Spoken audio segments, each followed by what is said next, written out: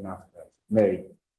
Yes, please. Hi everyone, morning. I am Mary Gairy and I work with the Alliance of Biodiversity International and SIA based in Cali.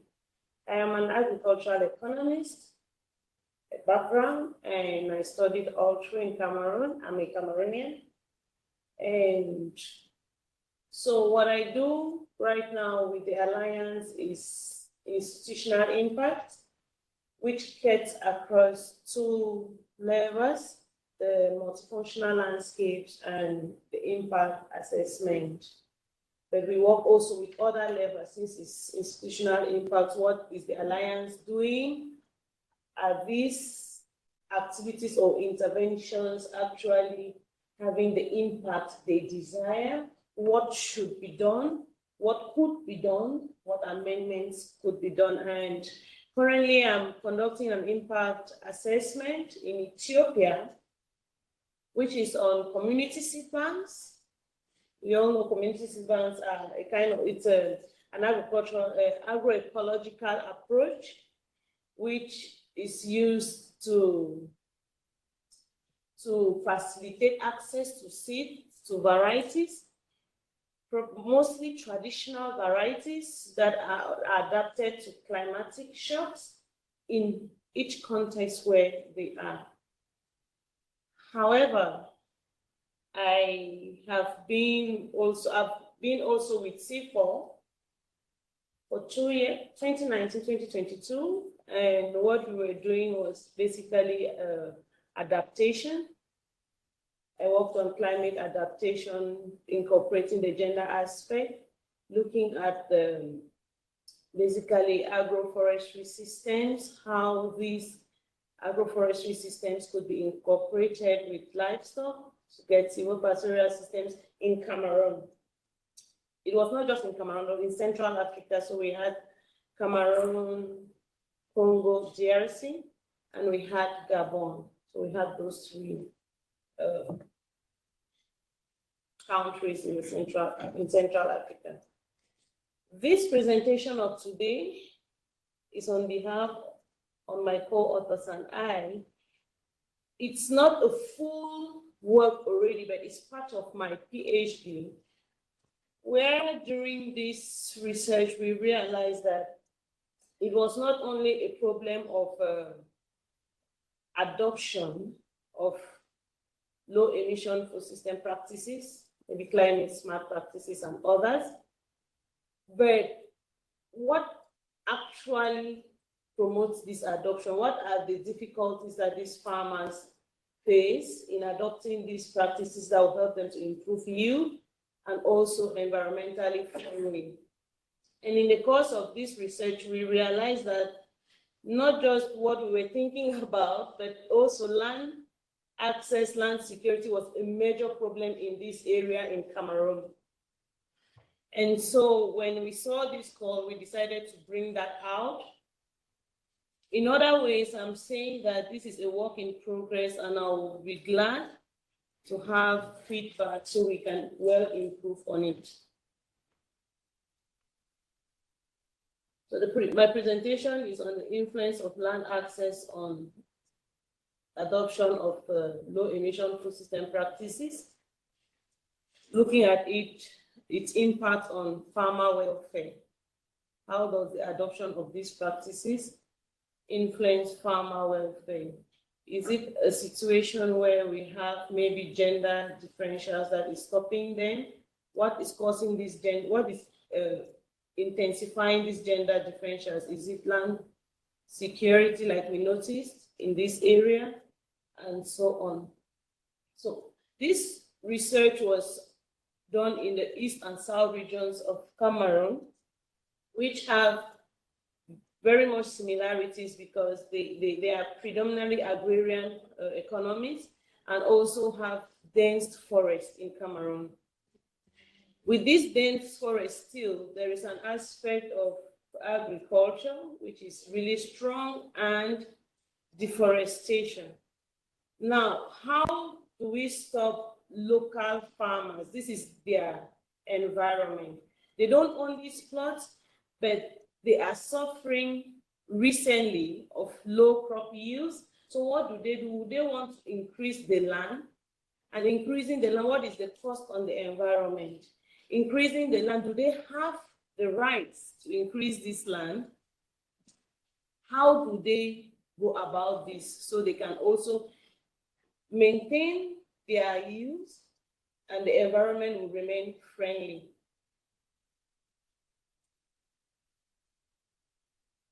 And so the main issue in this study is the aspect of land tenure. Because during this research, we realized that land tenure was an issue where you see farmers wanting to take up practices that will be environmentally friendly and also improve on their yield, but they don't have the opportunities to do that. They can't decide, the farmer can't decide, okay, yes, I want to really, I am happy taking this practice because it will increase my yield. Their mind is increased yield, but we who introduce most of these practices know that, okay, it's increasing their yield and also environmentally friendly. And they asked, the land tenure system of Cameroon, it's very complex because we had actually a land legislation that was laid in 1974, which was geared to improve on other aspects, including agriculture. But it is not doing that. Why? Because there is a clause of land titling.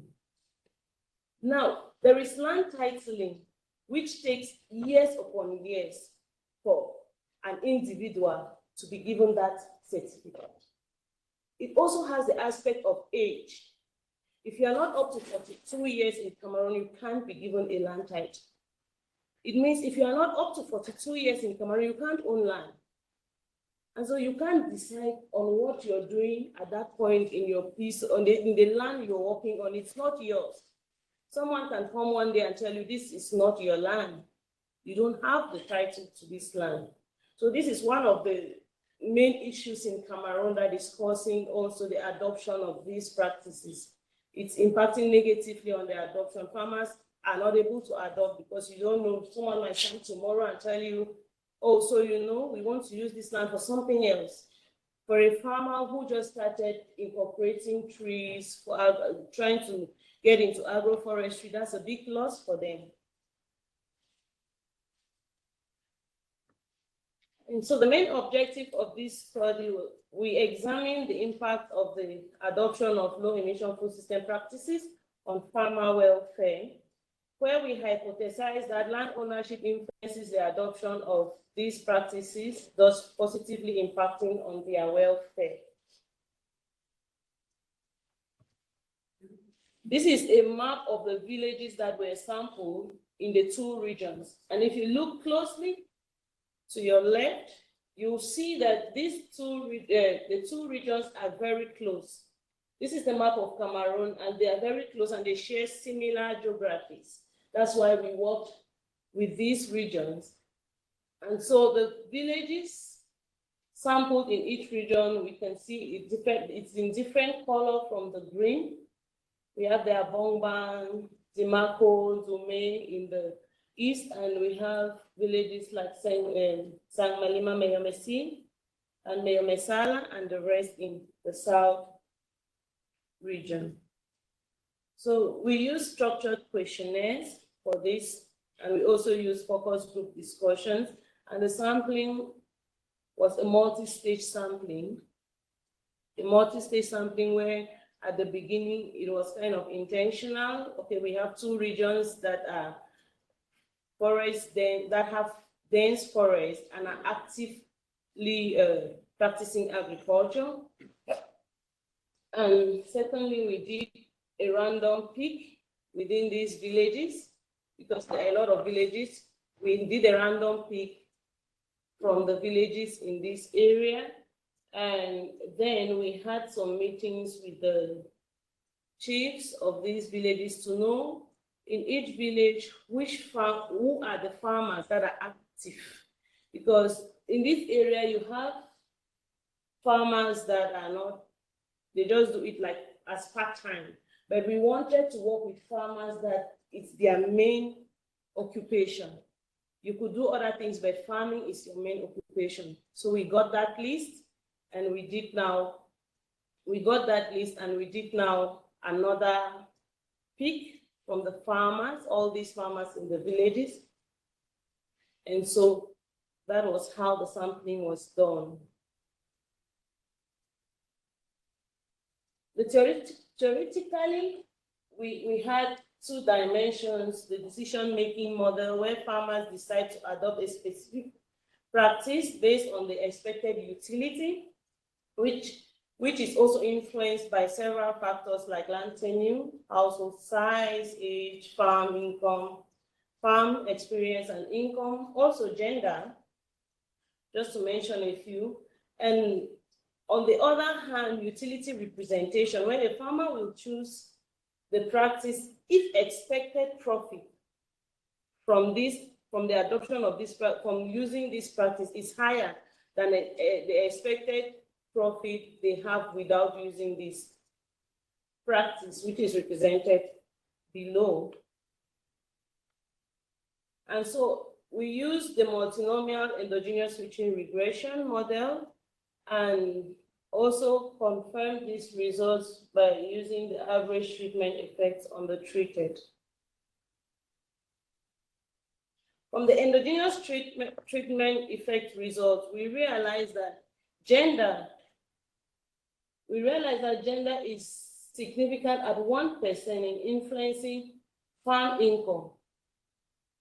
Now, this could also be influenced by land tenure security, where we see down there, which is also significant, because if in this area, we have the patriarchal land ownership system. And so if you are a woman, even there is this land, we both don't have the title. But because I am a woman in a family, I don't have any say on this. If I have to make any decision, I have to go back to the family, to the male head of the family, to tell them, okay, I want to do this practice on the farmland. Is it okay? Okay, I want to plant this crop on the farmland. Is that fine? And they agree on that before she can go ahead. Which means that women who are more farmers in this area, who has been doing most of the farm activities, they actually know those things to do to improve yield. Because in this area, most men, they will just come in and maybe do the cleaning of the farm, come to help you plant the farm, but they don't know now what is happening on that farm deep. And so the women are those who take care of the farm deeply and know what exactly to do or what to change to improve on the yields.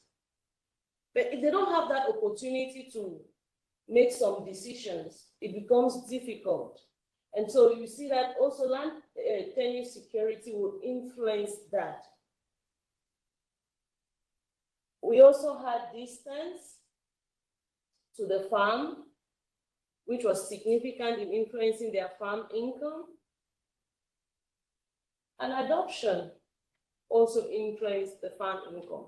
Now, farmers that are close, farm households that are close to the farms, they are able to take some practices that are more labor intensive, like intercropping, because they will not have to travel long distances to do what they are supposed to do when it's time demanding. Intercropping is normally time demanding and also labor consuming. So they'll pick up those practices, where farmlands that are far away from the households, they will not want to pick up practices that will be stressful while they have used a lot of energy to trek to the farm. Adoption of these practices was also significant because it shows that a farmer that actually picks up one of these practices has an advantage in the farm income. There's an increase, probably in crop yield, which leads to more marketable surplus, and so they have more income from the farm. We also did treatment effects using the propensity score matching, where we realized that cutting across all the adopters, there is an increase of income compared to non-adopters. From early adopters, mid-adopters, and late adopters, all of them will experience an income increase compared to not adopting at all. From this, we conclude that land tenure security is a critical factor influencing the adoption of these practices and also has a significant positive impact on farm income. Thus, an improvement in the land tenure security or land tenure system correlates with higher farm income. Adoption of these practices open avenues for understanding their transformative potential in enhancing farm income and promoting environmentally friendly farming also. And lastly, positive treatment effects observed across the adopter categories emphasize the effectiveness and scalability of these environmentally friendly practices. And so we recommend the prioritization of initiatives that will enhance land tenure security, recognizing its significant positive impact on this practice adoption and also on farm income.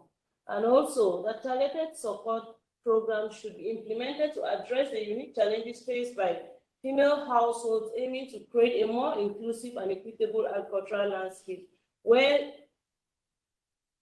female farmers will be able to adopt particular practices that they can manage, not only looking at those larger or labor-intensive or practices that need a lot of agreements to be able to implement them, but be able to pick them up and implement them without going through long routes and all that.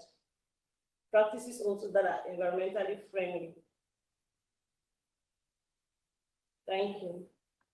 Yeah, thank you.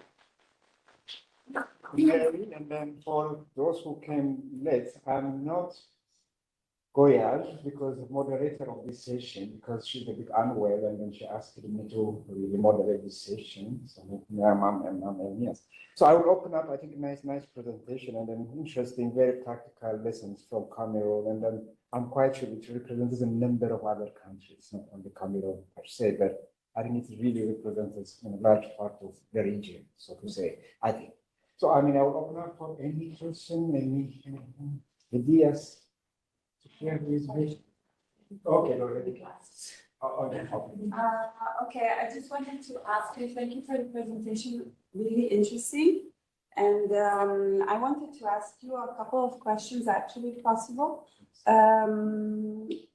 You talked about the issue of being entitled as a farmer and that it's related to age. Yeah.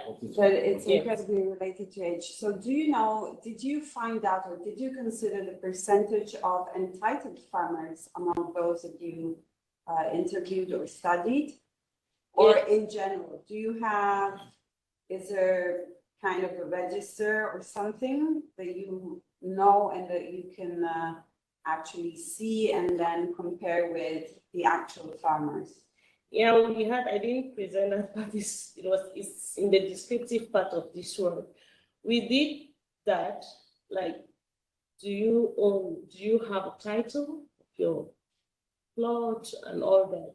So the representation is very low. I think we had about 10% of entitled farmers? Yes. Yes, or no? Yeah, 10 or less percent. It was not more than that. But you said yourself that it's it must have some influence on the farmer's decision. So probably it's something one should take account of, no? Yeah, but maybe I didn't get it clear. Yeah, I mean, it could, influence the whole outcome of the finding. Yeah. Because yes, because you talked about the decision-making process for the farmer, so profit is for sure important, but then Also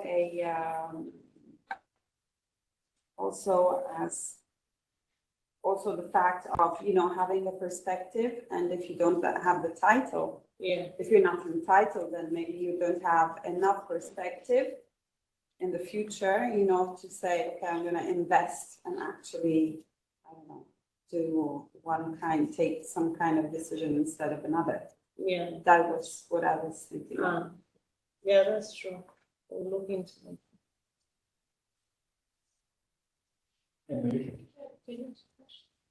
Oh, you are done with both questions? Or- Yes, can I? Oh, you have a second one, okay. Yeah, I did. Yeah. I also wanted to know if you considered the average age of the farmers you interviewed or that you considered in your study. Yes, I did. The average age of these farmers is 44. Okay, so entitled. Some of them. Yeah. That could be, should be. They have the Yes. possibility. Okay, thank you. Yeah, welcome. Thank you. I just wanted to ask if you're also doing some qualitative methods like gender gene mapping or mapping gender labor distribution to have selected those practices. Yes, we have. It's all in the work. We have a full gender module. Yeah, we did that. So one of the last slides you showed had the average treatment effects between early adopters, midterm adopters, and late adopters. So a couple of comments about that. Like I noticed that the average treatment effect among the medium adopters was lower than either of the two. So there's almost like this U-shaped treatment effect. I wonder if you have any maybe idea as to why that might be. And then related to that, I think those results were based on the propensity score matching. Yeah.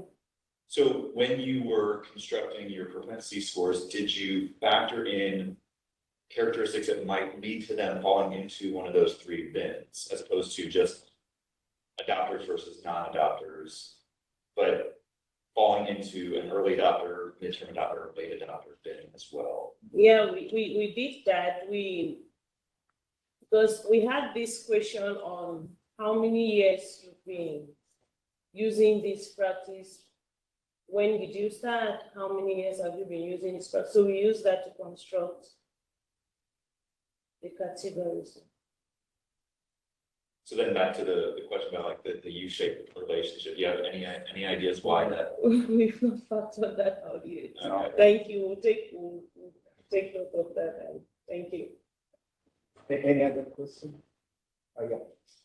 I was wondering if you considered like maybe different types of land tenure. So I know that not even communal and private, but kind of different, because I know in Colombia, for example, there's like one type that is a formal land tenure, and that's the most secure. But then there's also like a buying selling agreement or like other types of documentation that's considered maybe less secure. Did you consider, were there any of those in Cameroon? Okay, yes. What happens in Cameroon is that we have what is called a sales certificate, but that does not make you entitled to that land.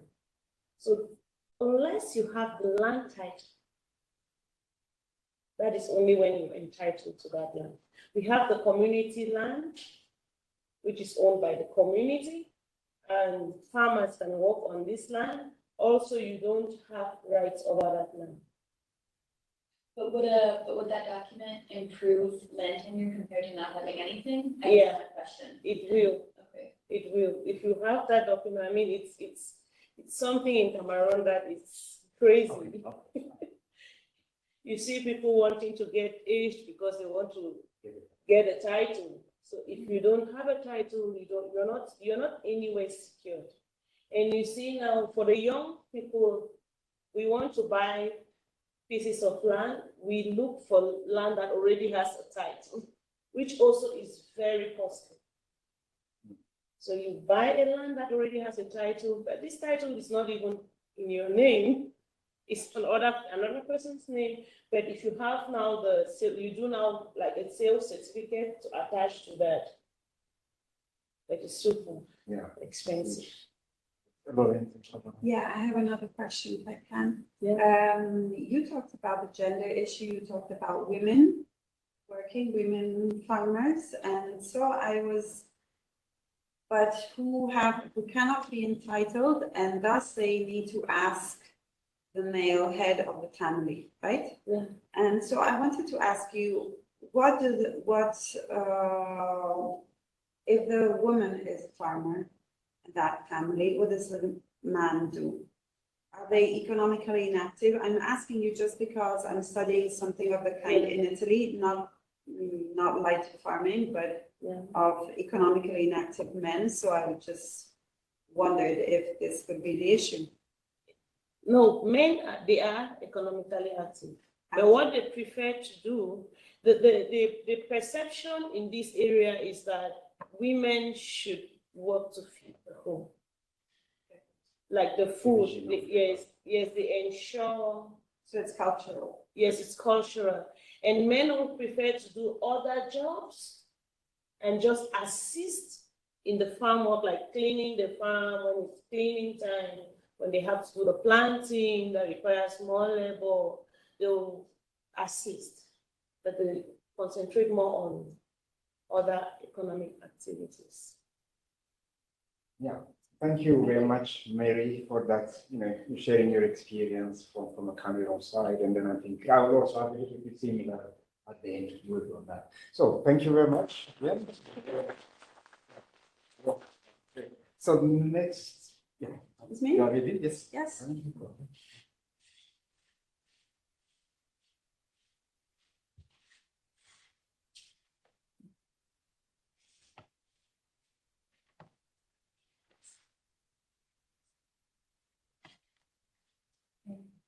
Yes, I think welcome, Lorraine. Then perhaps you can introduce yourself. But what I read from your bio, you have a little bit of experience on social and behavioral economics. Yes, I like. Yes, you have been coordinating in Czech, and now it will be interesting to hear a little bit because it's new to me and how behavioral economics is really coming into the equation to some extent. Anyway, you introduce yourself, what you do, who you are, and then you give us your presentation. Okay, so hello everybody.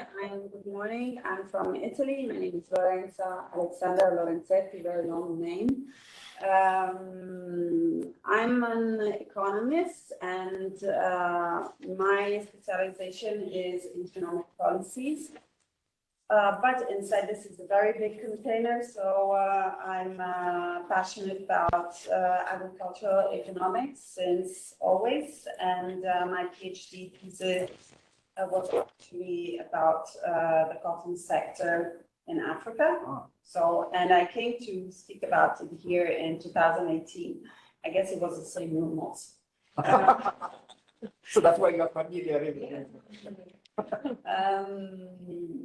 Then you asked me, well, I work in Milan. I'm from Milan.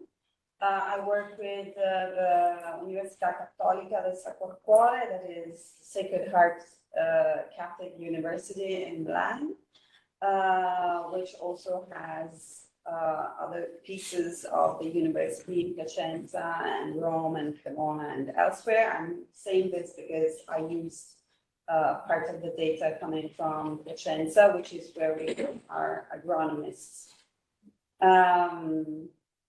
What else? I also work with Università di Parma, which I adore because they just founded the bio district, which is something I hope I'm going to work on soon, very soon. They just decided like last week. It was official.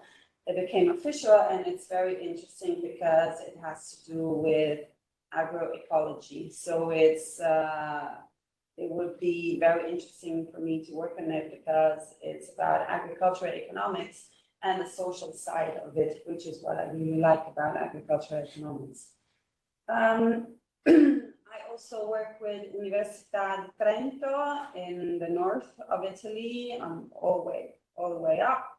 And you asked me about behavioral economics, that I'm passionate about behavioral economics.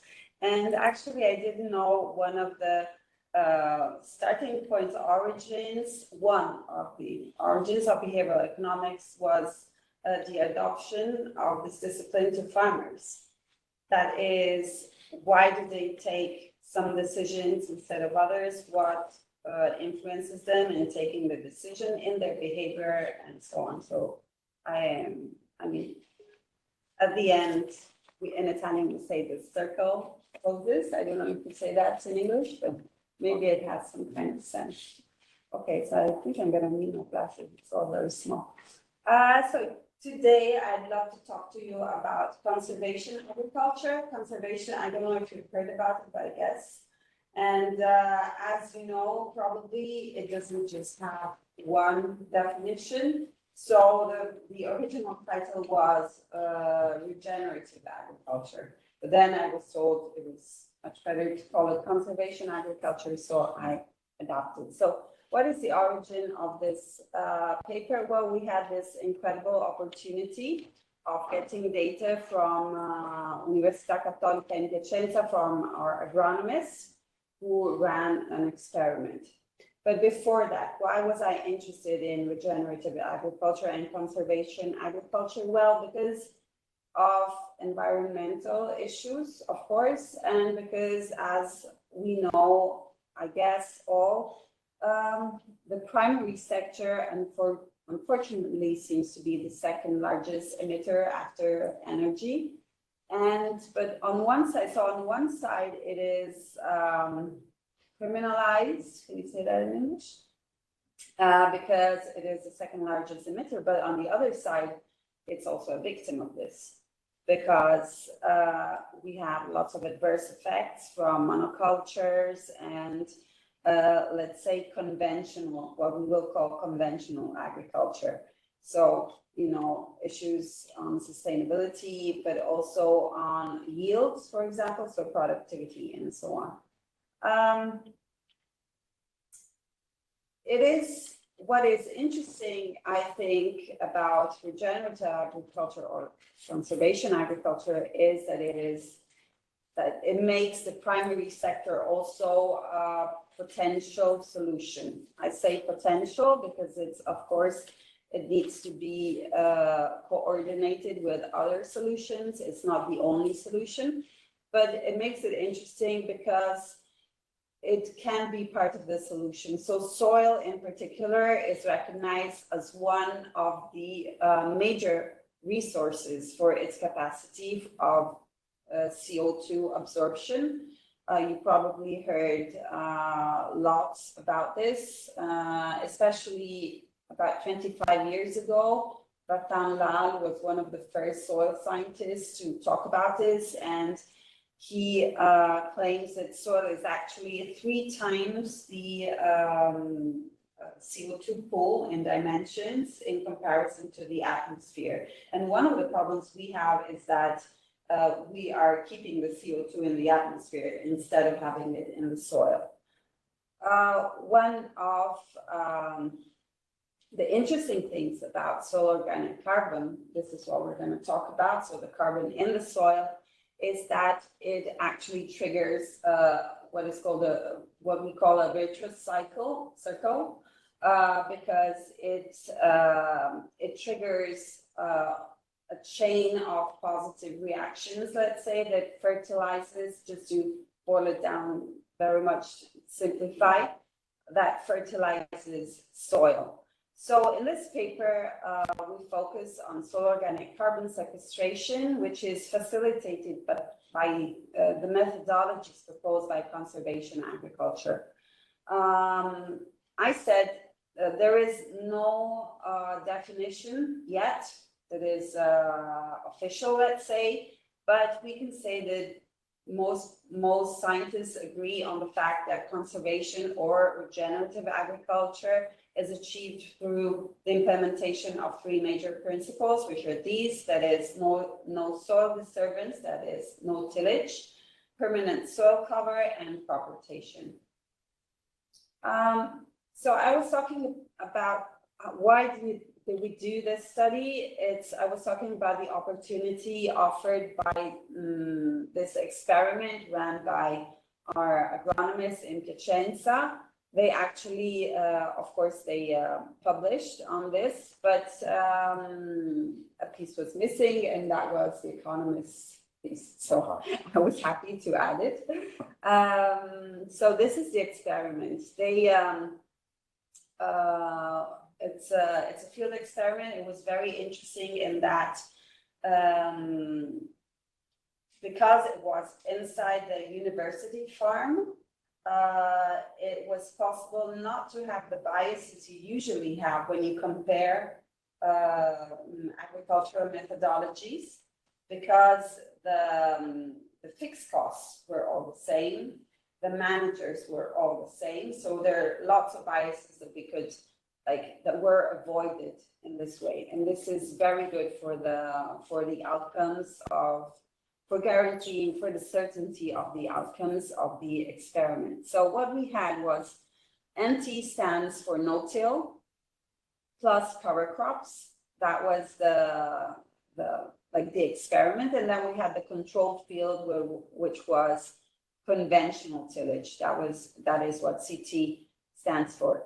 The time frame is quite long, not exceptionally long, but I guess it's quite good because it's from 2011 to 2020. We had 3 crops, which is winter wheat, maize, and soy, and then the cover crops. So what they did was actually compare what happens in the fields. What they compared was the soil organic carbon absorption and the yields. So this is something we didn't do, but we actually worked on that data, and that was very interesting, and this is what we did. So given the data from the experiment, what we assessed was environmental profitability, we called it, which is the soil organic carbon, so the carbon absorbed in the soil, and which is something they did, as I said.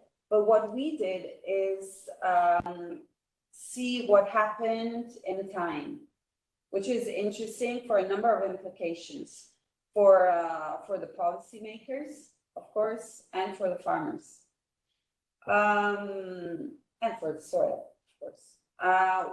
Then, as I said, I'm an economist, so I mean, it's very interesting talking about environment policies and what we can do, but farmers are entrepreneurs, so they need to have a profit.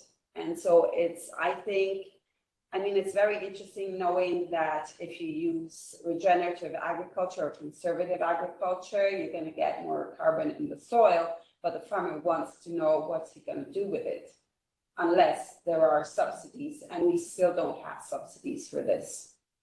So economic profitability is paramount in this case, okay? I hope you agree. And then in the end, what we decided to do, because actually we think both are paramount, I mean, environmental profitability and economic profitability, we put this together.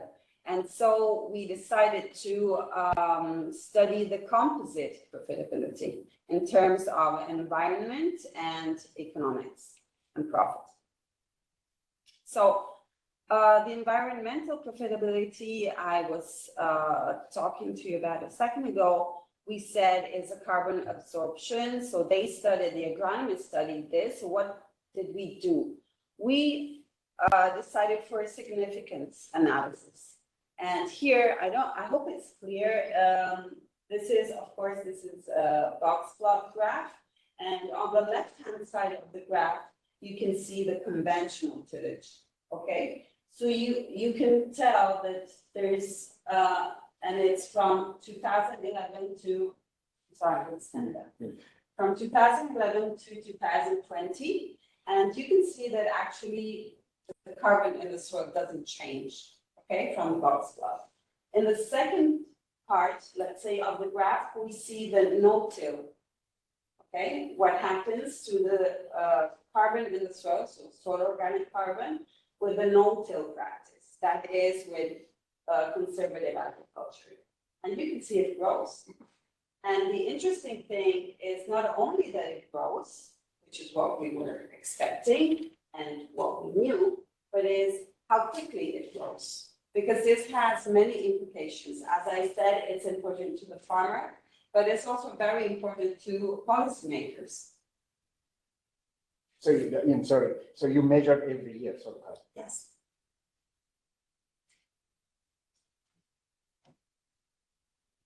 So there are details I would like to just quickly mention is that this issue is a bit controversial in literature because there are some soil scientists, some economists, and other scientists who are critical of conservation agriculture because, okay, it's difficult. There is no one unique way to measure the carbon absorbed in the soil, and which makes it a bit controversial, of course. And there's also another issue, which is the depth at which the carbon is measured. So, but in this case, I feel that the study was very strong because what the economists did, knowing these issues, was to do a double measurement. So they measured from 0 to 13 centimeters, but also deeper.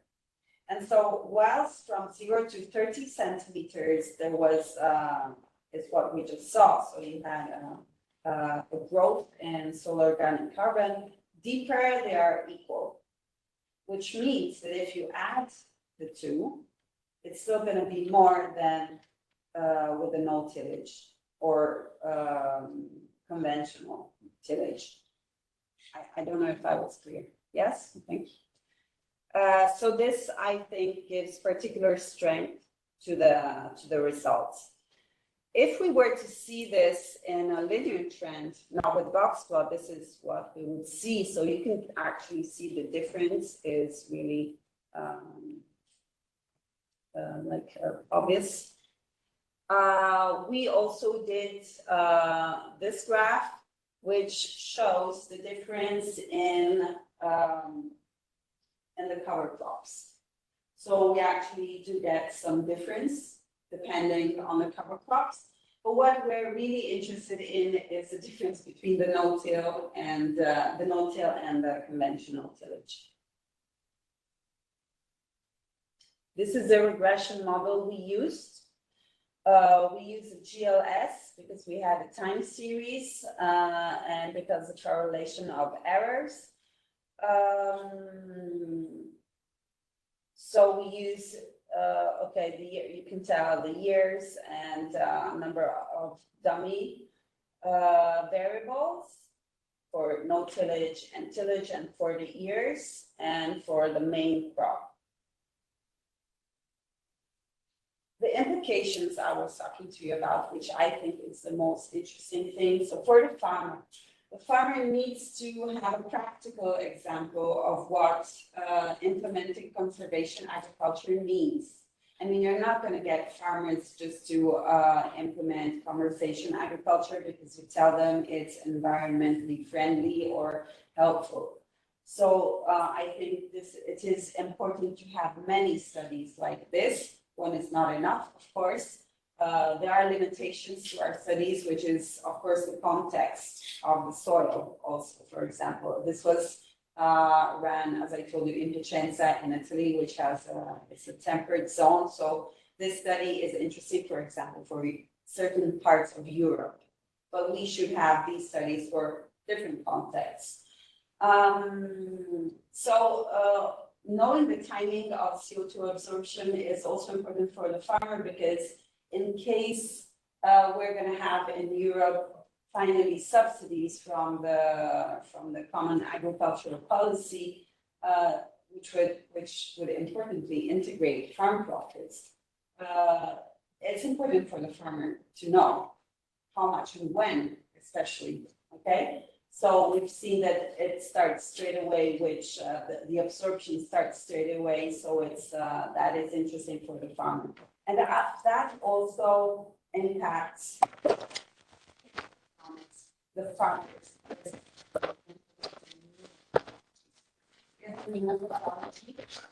What is important to say is that we don't discuss conservation agriculture. You need special machinery for that. So you need to invest in the machinery if you want to buy it, or you can outsource, which is what we considered, but we're going to talk about that in a moment. As I said, soil organic carbon triggers a virtuous process within the soil.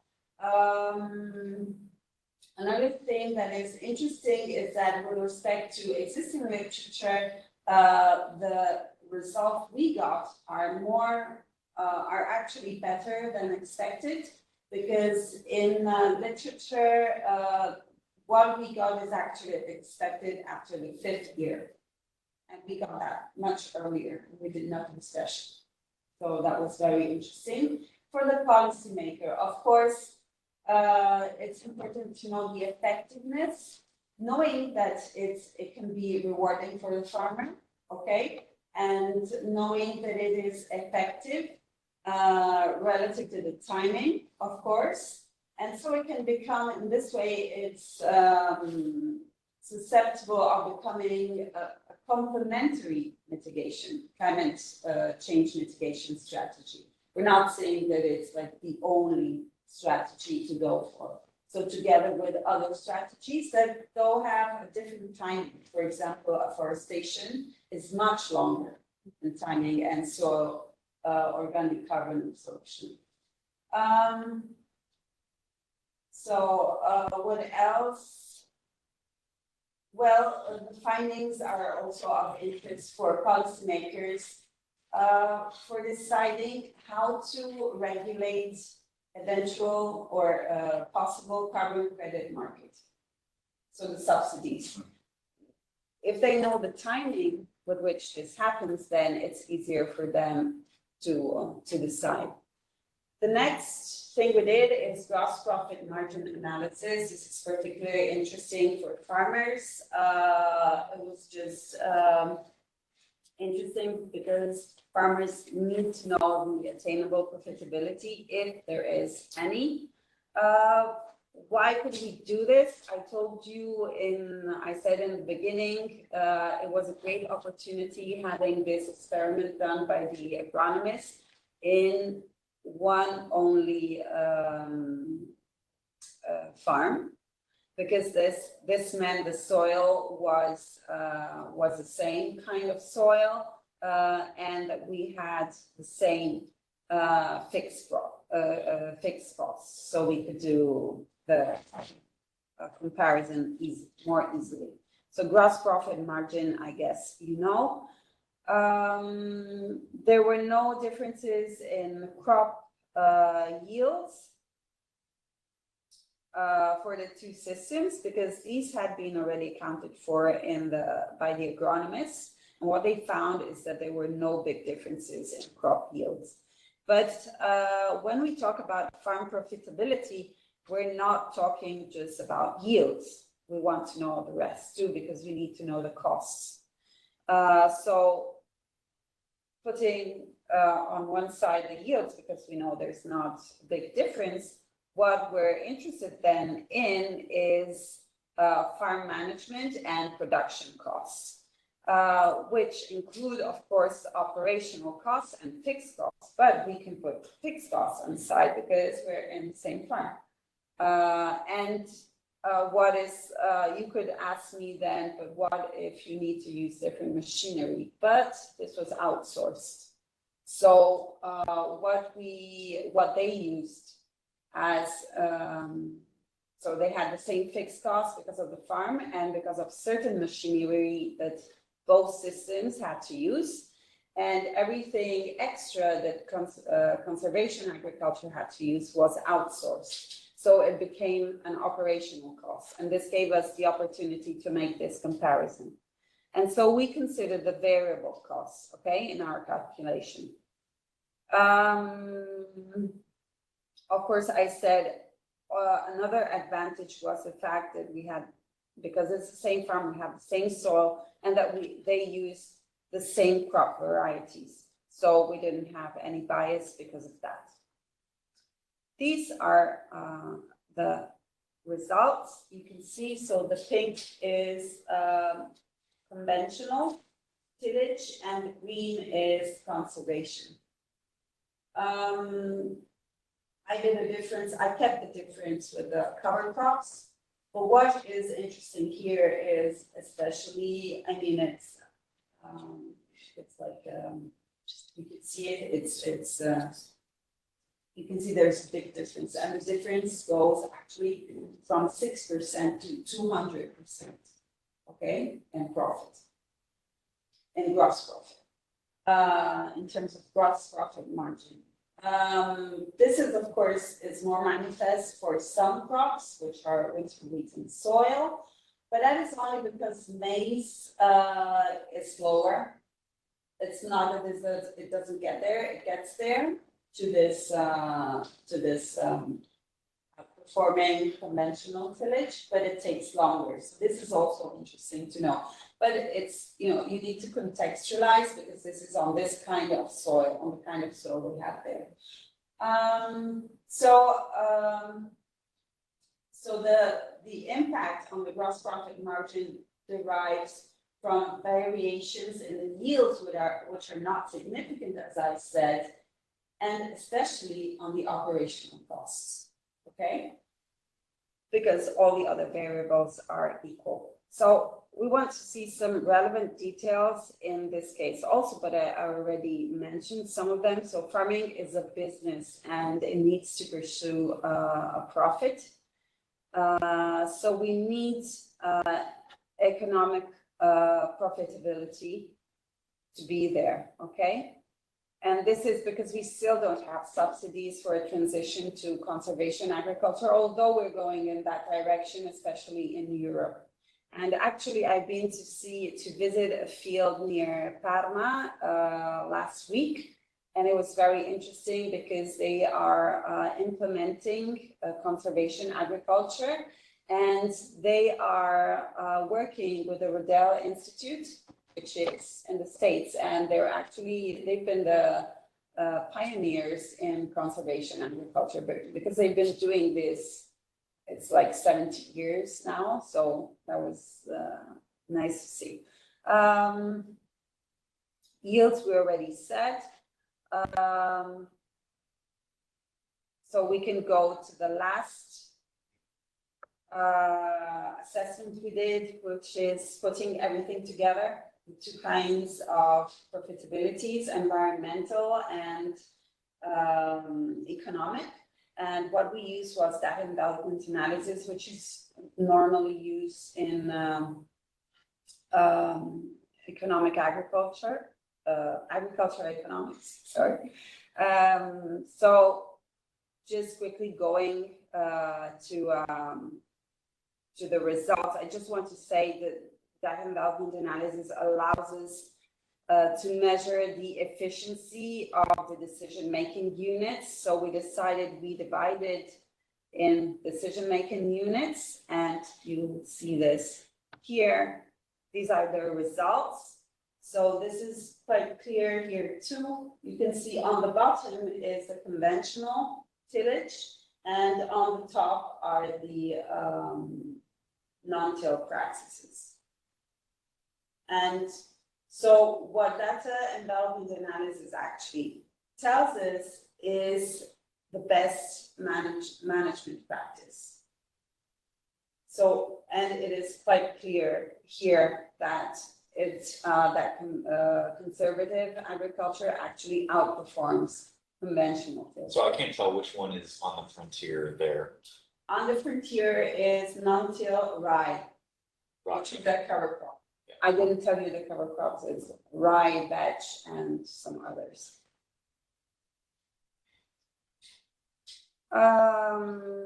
Okay, so we assess the double profitability, as I said, and the results actually ascertain that for the given temperate zone, the operational costs and the availability of the machinery, conservation agriculture is profitable and actually more profitable than conventional tillage.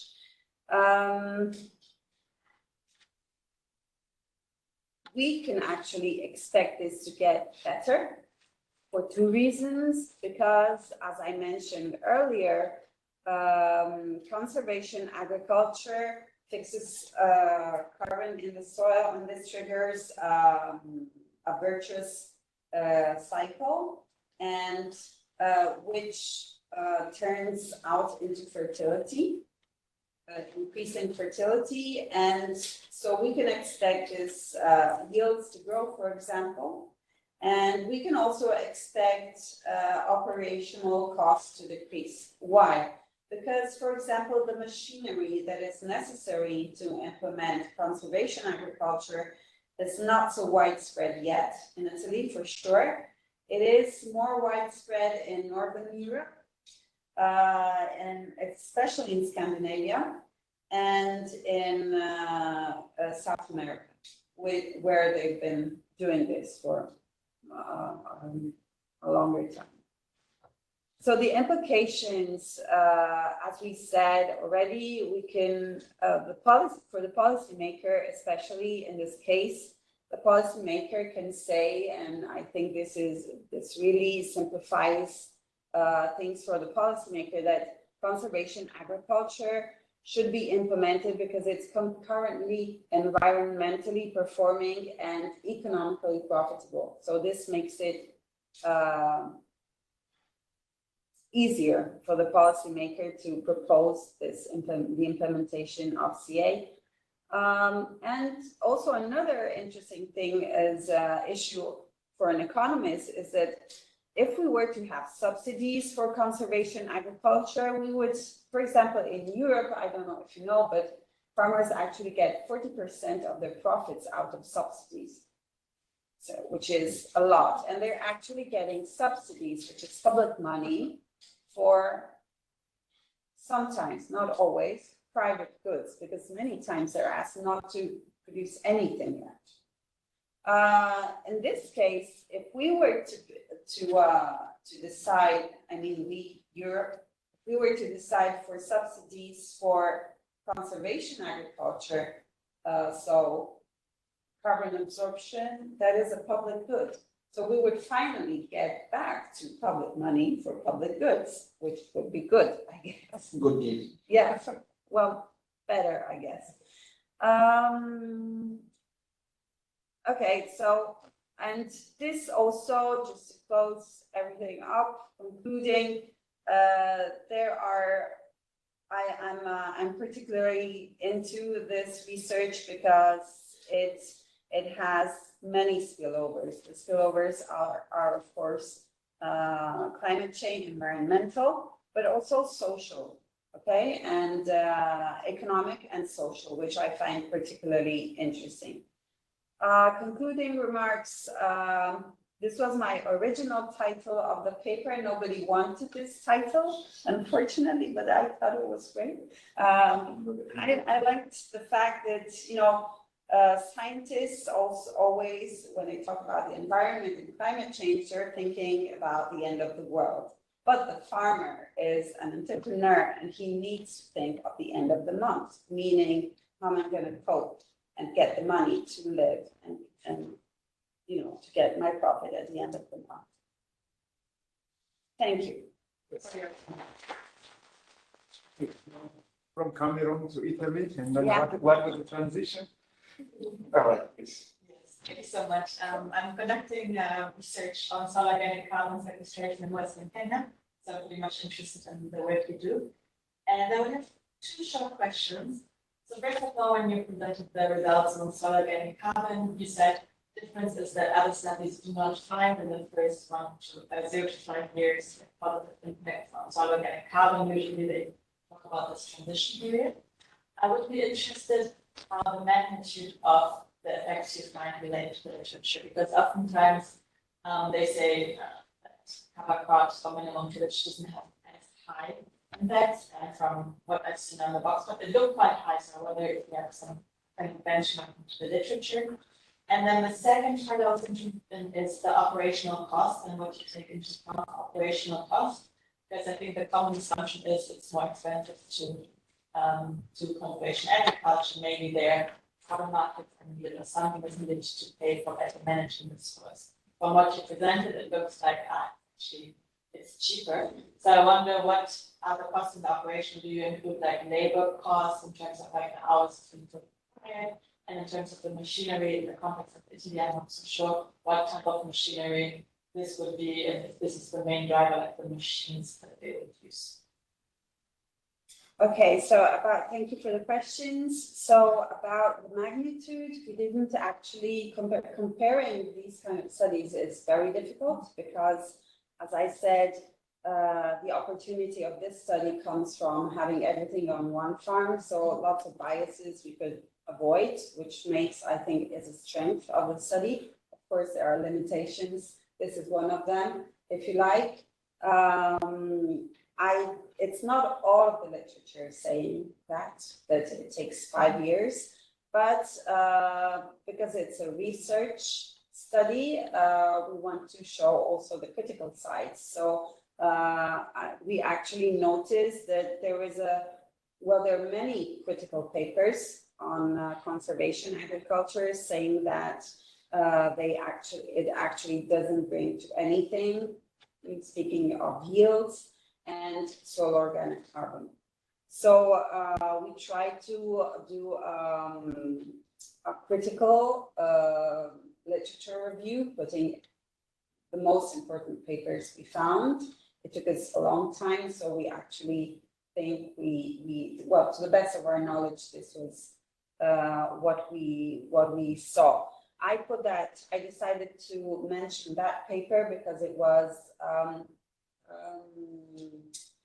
one of the few talking about the timeliness. So it was interesting to me because I thought, okay, it was Debs. I don't know how to pronounce the name, but it's, I think it's Debs.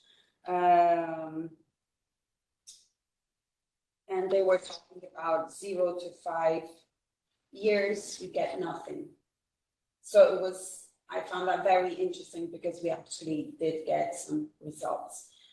The other question was the operational costs. Okay, in the appendix of the paper, which is published on environmental management, you get all the operational costs. We considered everything for the sake of good research. We wanted to consider everything, and we were not sure about the results, of course.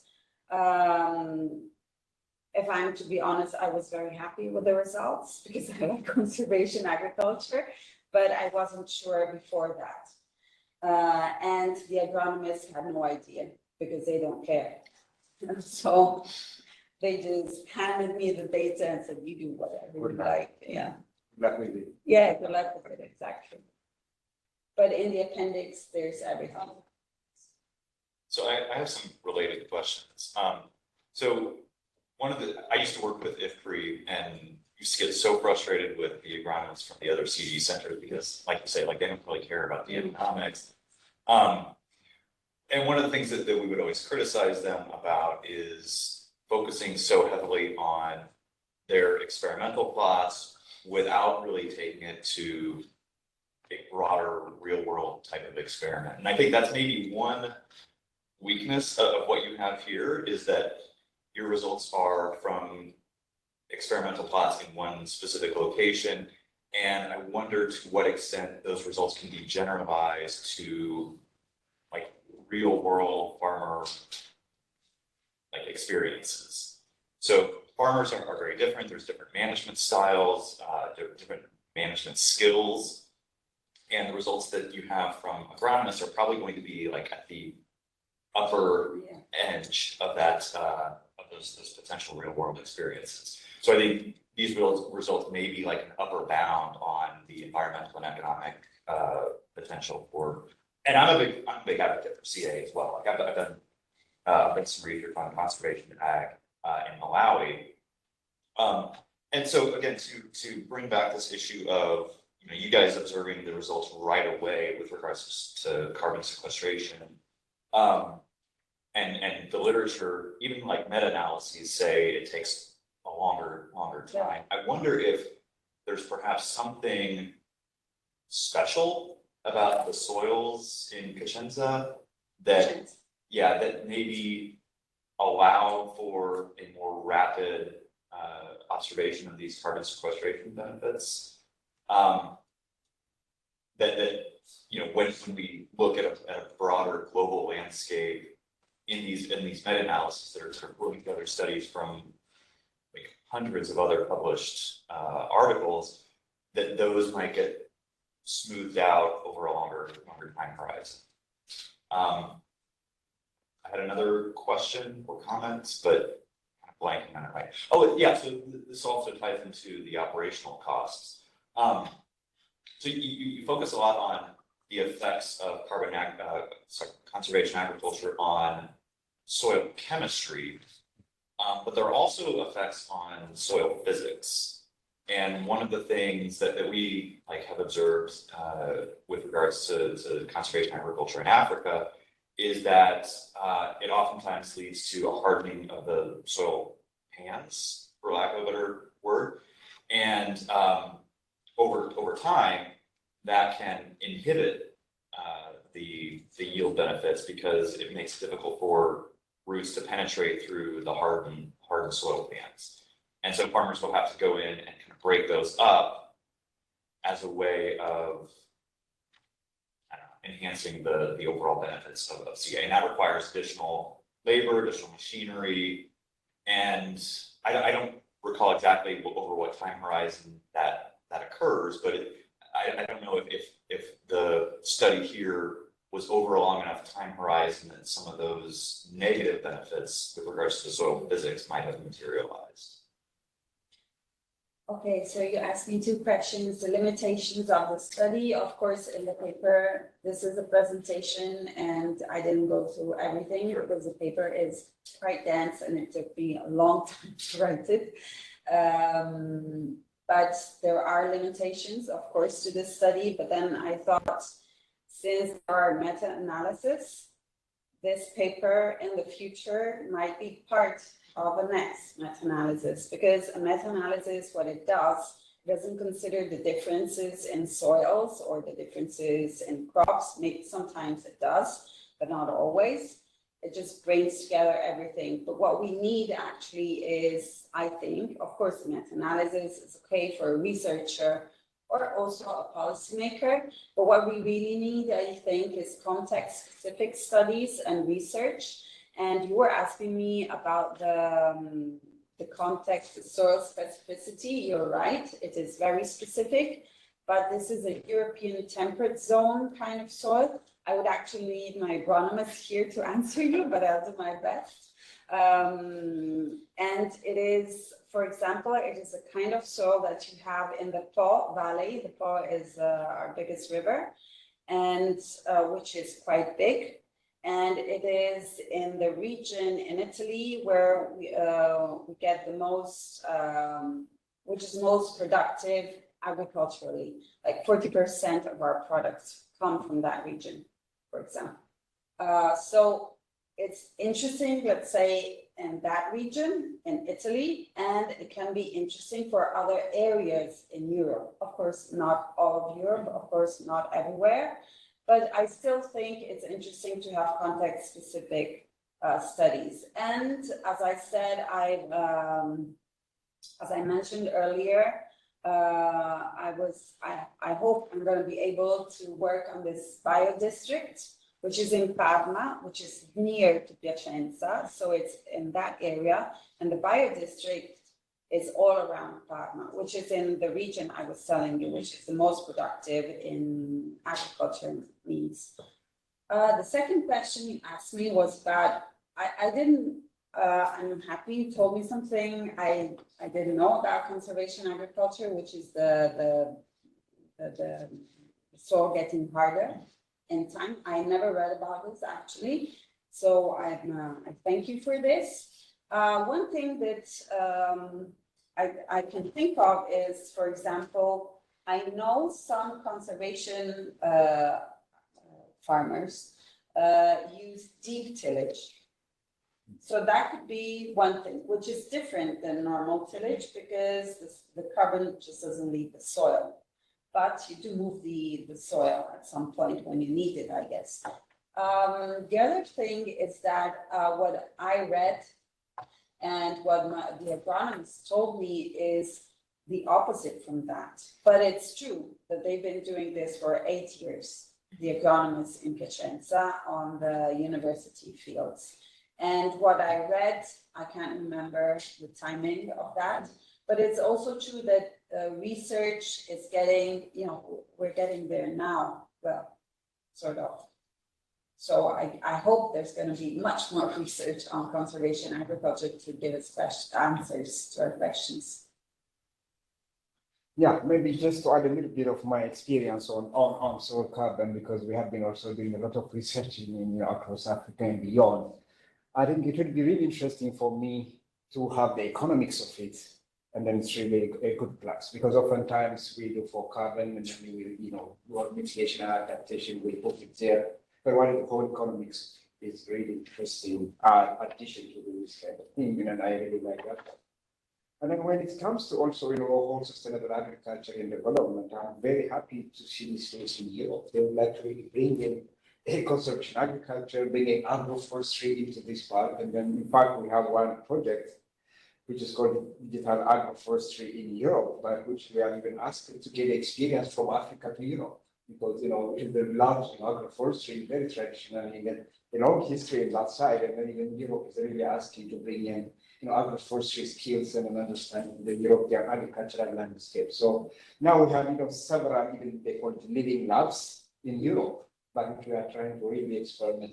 What does it mean in terms of carbon? What does it mean in terms of biodiversity? And the whole function is how it's really sustainably bringing agricultural business in the European landscape. So I think it's really, I like that kind of attitude in terms of policy support, and then practice is coming up, and then I'm very much optimistic in the coming decades.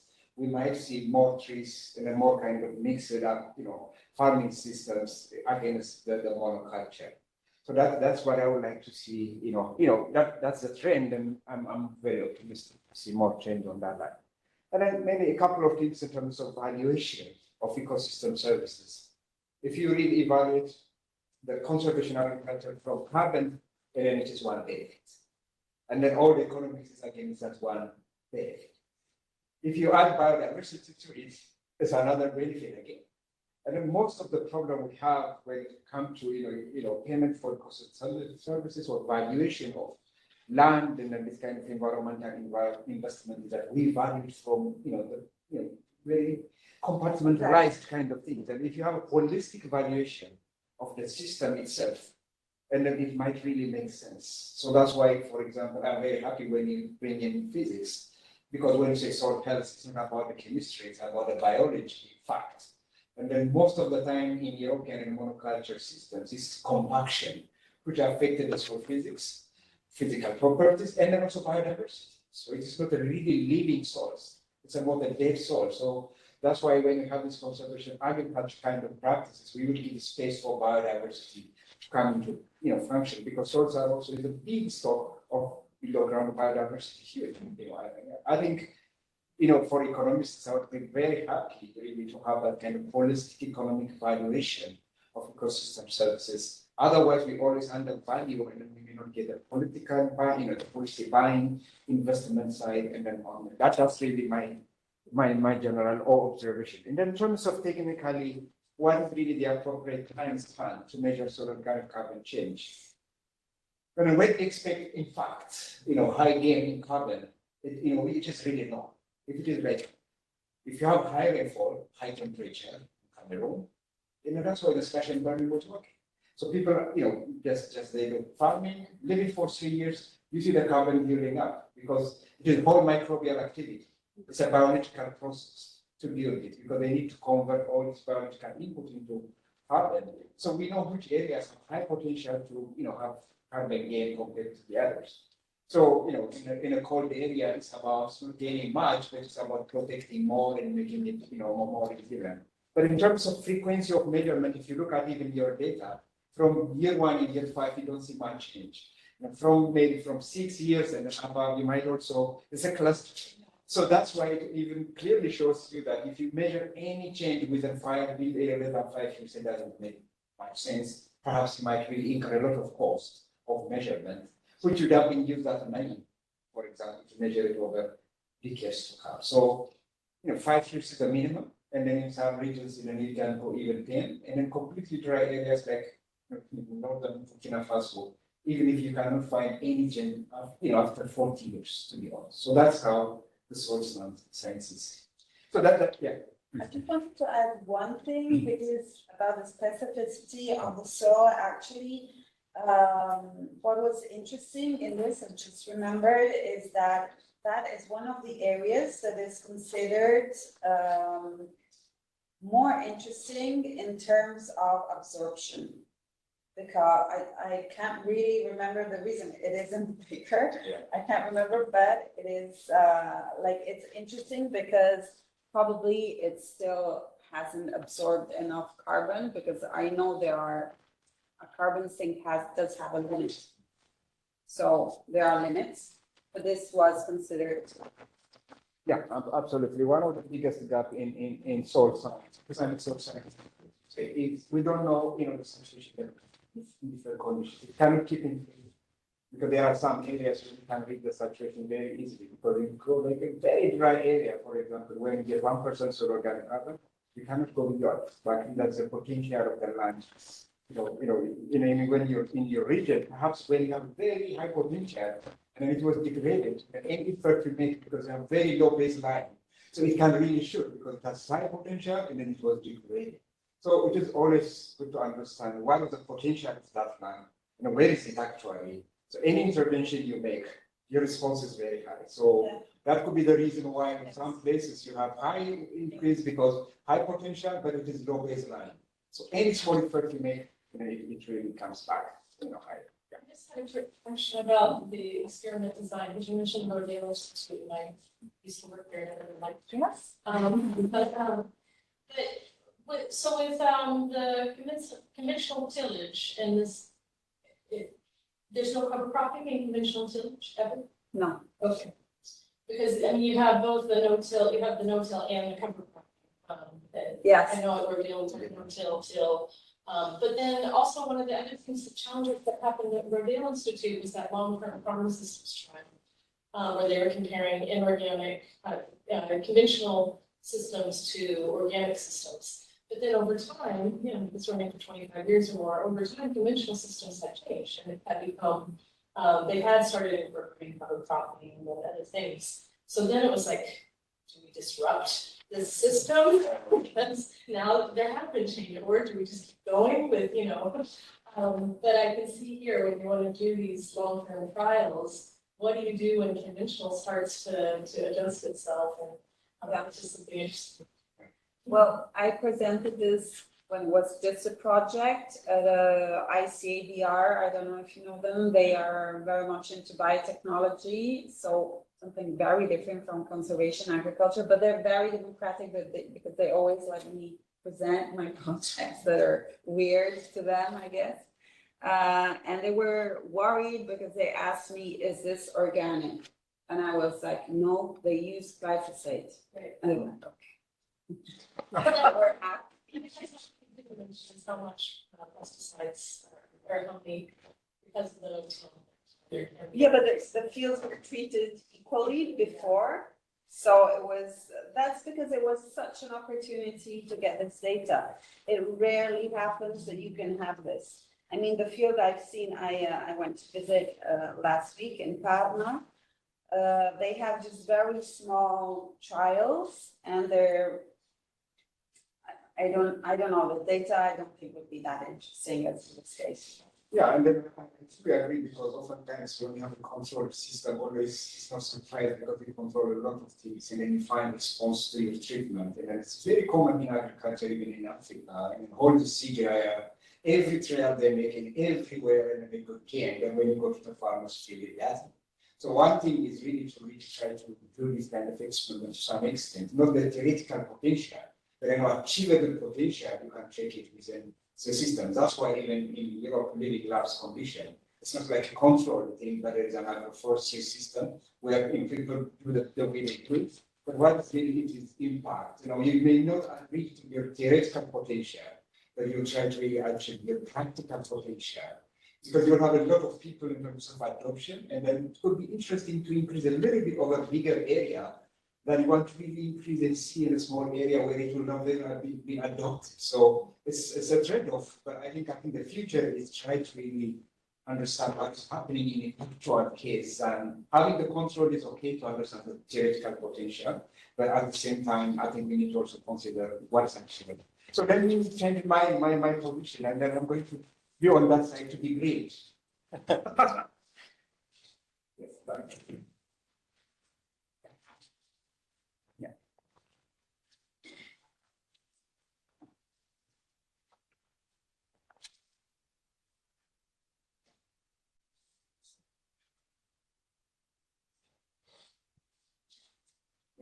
No, I think we didn't say really thank you very much. It's interesting experience from Cameroon to Italy. Then I'm going to take you back again to Africa. Yes, so I'm Ermias Petamanian, and then I work with the C4 and ICRA for agroforestry based in Nairobi, Kenya. And then today I'm going to share, in terms of my background, I used to be, teaching the university in one of the universities. Then I moved to, in terms of research. So, by training, I'm ecologist and mainly working on soils and then trees and biomass, climate change mitigation, adaptation potential. And then also a little bit of also remote sensing AGIs to understand, the spatial patterns and then what happens where kind of experience. That's what I am. But today I'm going to really present something which is a little bit outside my expertise to come with a bit of social study, because it's a blend between, let's see if it is a metamorphosis or what kind of change from an ecologist talking about, land issues, land governance, land tenure kind of presentation. And then Emily there also is part of, this particular project. Then we would like to share our experience, because it is a 10 years project, and then it is about transformative land investment. So one of the beautiful things which I like about this project, oftentimes donors give you money only for 5 years, 4 years. But sometimes I always ask them, it would be good to have more time than more money, because we really understand what is in the system. And then interestingly, we got also another funding for West Africa from the Dutch government, and then 100 million over 10 years. And then I say, thank you for the 10 years, not for the 100 million, because it will be very interesting to have a long time to understand things. So this is one of the projects which really is, would like to share preliminary outcome of the result from Ghana, Ethiopia, and Mozambique. So I think, I don't want to repeat this one, because, previous speakers also said it, we have really a lot of challenge when it comes to climate change, and then, food systems, inequality, market failures, biodiversity loss, tenure. So I think in general, I think the whole world, one way or the other, particularly in Africa, is we have a lot of socio-ecological challenges to make, life better, and then make environment sustainable, and then make also social development there. So this is generally, the thing, and this project is implemented in 5 countries, and then, I'm presenting on the Africa side, and then there are also other partners as part of this project that I would like to also recognize. Yes, and then the whole idea is the name of the project is Transformative Land Investment, and then when I have the word transformative, it is a bit strong, and then how do you make it? It is easy oftentimes to answer the what question, but how do you make it is really a challenge that we really started to work on. So to becoming a transformative, and then I think there is, a little bit, the ideas that, we took like a kind of a standard by which the whole idea is that we have interesting ag-based investment happening in Africa quite a lot. So many investors are coming to the continent. And then at the same time, the countries also really attract, many investors to come, but do the investors know what they need to do when they really take a land-based investment, and what do they need to really comply with? And then on the other side of the equation, there are the countries, do really they know what they should really tell or expect from the investors? So that, it should be a kind of, mutualistic kind of arrangement between investors and then also landowners, in this case, at a national level, at a government level. Because oftentimes, when investors go to a country like, Africa, they may not know exactly what they know, because there will be a very long chain of processes. But at the same time, do countries also know what questions to ask, and then monitor if that particular investment is really doing things the way it's supposed to. So we want to really balance these two sides of the two equations, process. That's what it is. So I think in terms of, the key, indicators, what do we need to really consider? What are the key pillars to make, ag investments really, rational or reasonable? It has to be, related to governance, for example. And then when you take governance, it does foster equal land rights for women. Just an example. Very interestingly, that if you think at what Mary presented in the Cameroon case, that's what happens at the farmers' level. But also when it comes to investments, I think we need to also consider those kind of questions. And then when it comes to social inclusion, for example, if you look at that, really empower women, youth, and other marginalized groups. If not, and then it has to be addressed, because otherwise it cannot really make that reasonable, rational, land-based investment. And then I was very interested to see from the Cameroon presentation, anyone with the age of below 42 may not be entitled for land. Even not only for the investors, even the government and the local system by itself already marginalize the youth. And then also the women actually beyond. Then it is for the women, even it is a compound, because one is the age, and then also not only the age, it's also the gender by itself becomes a burden. Then how do we really expect, if countries are not doing that right, what do we really expect for investors to do? So this is really a kind of a practical things that I would like to connect with, the real experience, which is outside the project, but this is what the project would like to really look into. When it comes to environmental compliance, and then, improve protection of high conservation value ecosystems. Very interestingly, last week, we have the highest level of African soil, fertilizer soil health summit. And then if you really, I encourage you to read the declaration of the African Union on soils. And then I would like to encourage you the 10-year strategic plan, what they want to do. And then is this really realistic and achievable, considering circumstances that we are hearing like today, cultural values and all these kind of things? Or is it just ambitious goal? Good strategies should be ambitious, but how really realistic is it to be achieved? And one of the statistics which scared me in that document is that almost 80% of agricultural production in Africa is because of expansion of land. It's not that you increase yield per unit area. That's why the CGIAR is really talking a lot about ag intensification. We need to produce more per given resource, in this case land. So that's why in this kind of, with the increasing population, increasing demand for food, we are going to really expand in all these conservation areas. I know in Cameroon, all the forest areas are not being enclosed. The fallow system has been shortened or sometimes avoided. So where are we really heading to in terms of environment? So that is really, one of the environmental variables, for example, and we need to consider.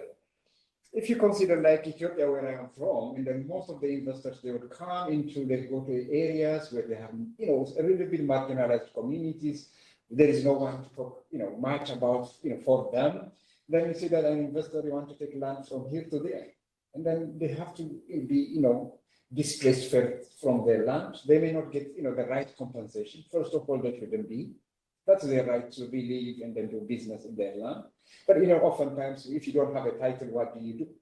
So, denying your title by itself, that means, they make you vulnerable at some stage. When they want, they will kick you out from that particular. So that kind of the whole social protection mechanism has to be in place. Otherwise, not only the investment, even actually what's happening in the countries themselves is really interesting. So that is what we really consider in terms of also the social dimension. So these are the basic 4 pillars, and then they have their own, component into it. And then it is not something we generated, but we really look into, standards that exist. And then, proper investment on land need to really take into account this one. So after looking at these things, and then we try to go into these 3 countries in Africa. What is there any enabling conditions?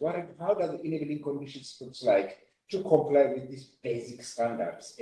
So that's what we'd like to share with you, what we come up with. And then I think this one, sustainable food system transition, particularly if you look at it, the food summit, the UN food summit, and then there's this about food transformation, the whole SDGs and all these things. I think now when we are talking about ag investment and everything that's really much related to our food system, food production and consumption, not only production.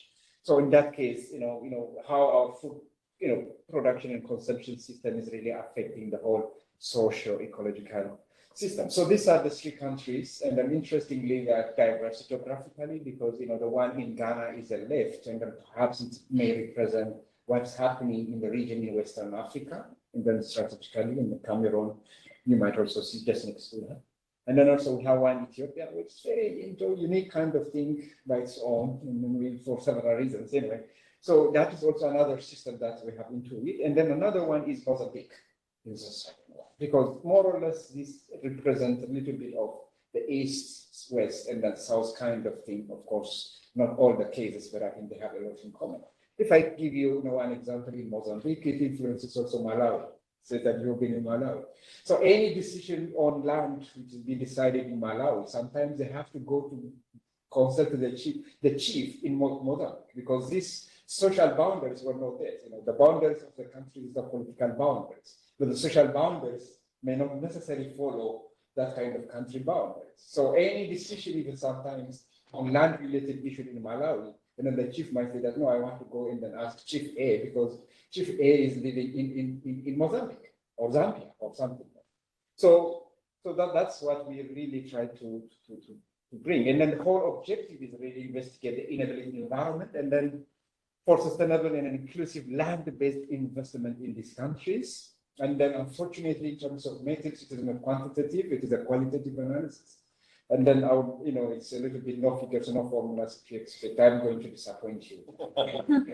Yes, and then yes, and then some of you who read even Amharic, it is the federal gazettes. It is a bit, and then what we did is really we reviewed all the legal documents, policies, legislatives, and then all these kind of things for the three countries.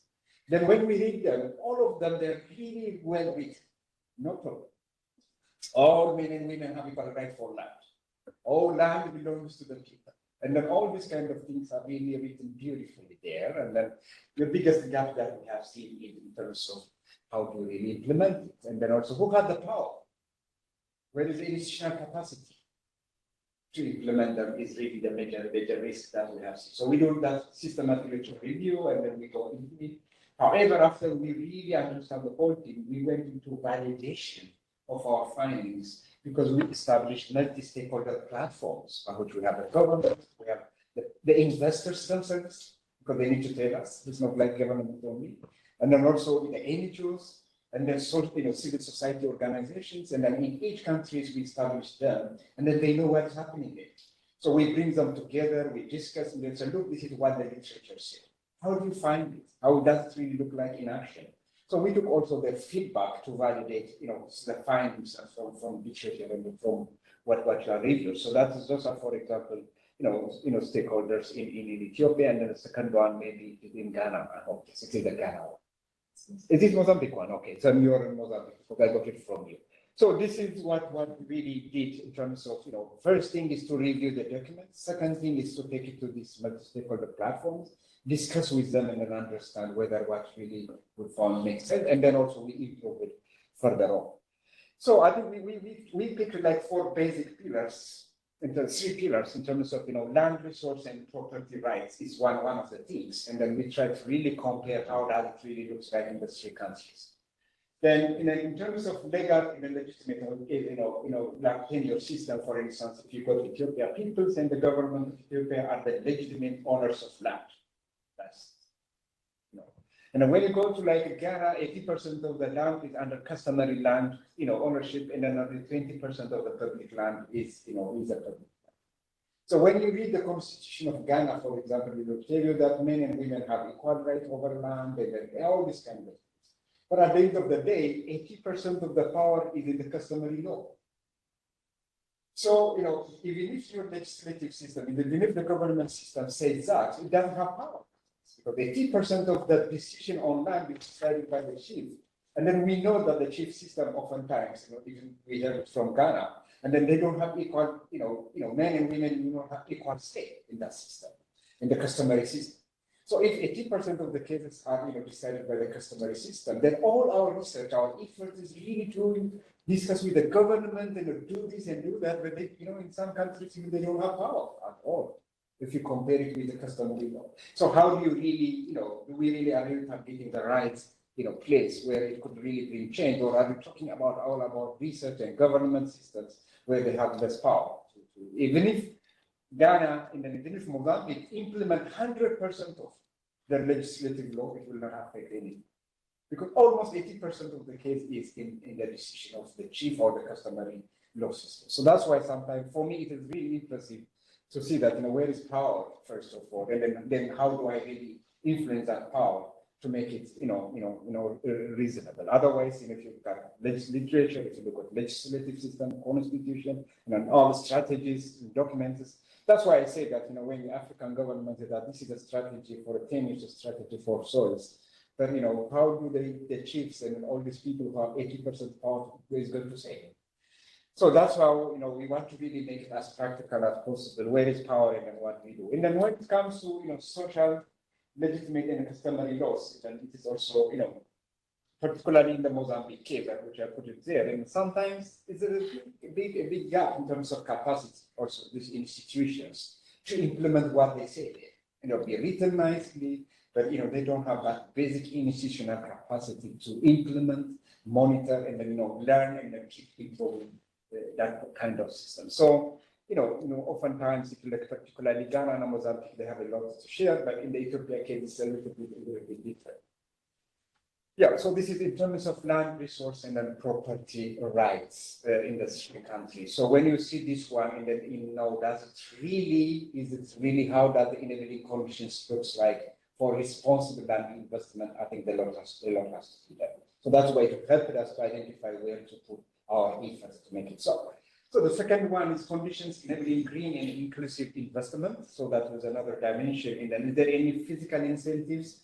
I think that there's a lot of incentives in different countries. For instance, if you go to Ethiopia, they will give you land for, with lease, without paying tax for this number of years. And then also a lot of exemptions. And then there's a lot of incentives for countries who would like to really attract, particularly, high-level ag investors into their system. So that's why, if you see that, some countries have, some not, but mainly, in terms of physical incentives, it is really, taxation and the like. And then also financial incentives, oftentimes, they don't have much, but for instance, for farmers, for example, in Ethiopian case, they want to really encourage them to use for their land as a collateral to borrow money from the financial systems and then to be able to, invest a little bit onto their land.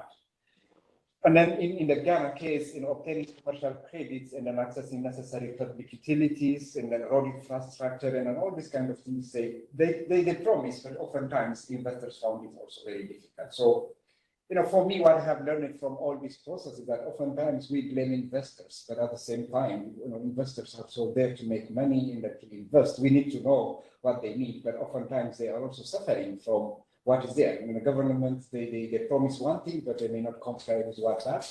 So oftentimes, there is a tendency of attitude of looking investors are, bad guys. And then that oftentimes that's not really necessary. Because if you have the right guideline, the right system, and then if you make them to comply with that one, I think it's a very necessary thing because we need to produce more, we need to really make business anyway. And then if there is land, and then, if you really comply all those kind of things. So these are, how it looks like in terms of, enabling, green environment and, how these governments are trying to do in terms of making conditions conducive for investment.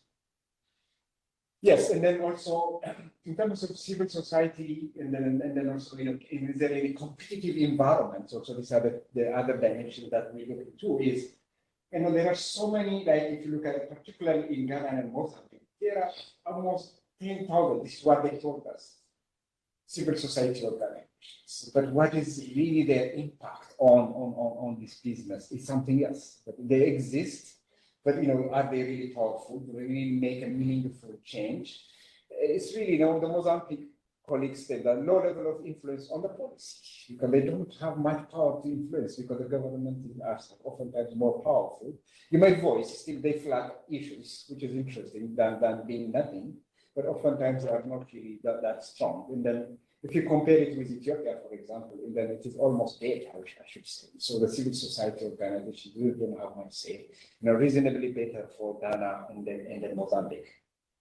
Yes, in terms of, if there any competitive environment, and then I think there's trade competition and then consumer protection authorities and then all these institutions and names and then it's that I always question that it's not about having the structure in place, but for me, it would be very happy to see how they functioning.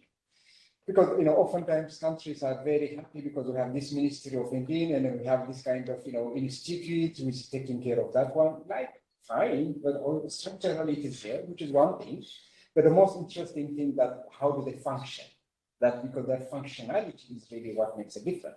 So most of the time when you see across all these countries, so there are institutions, there are things in place, but the biggest problem we have seen that the way they function. So structure is one thing, but function is really missing into the system.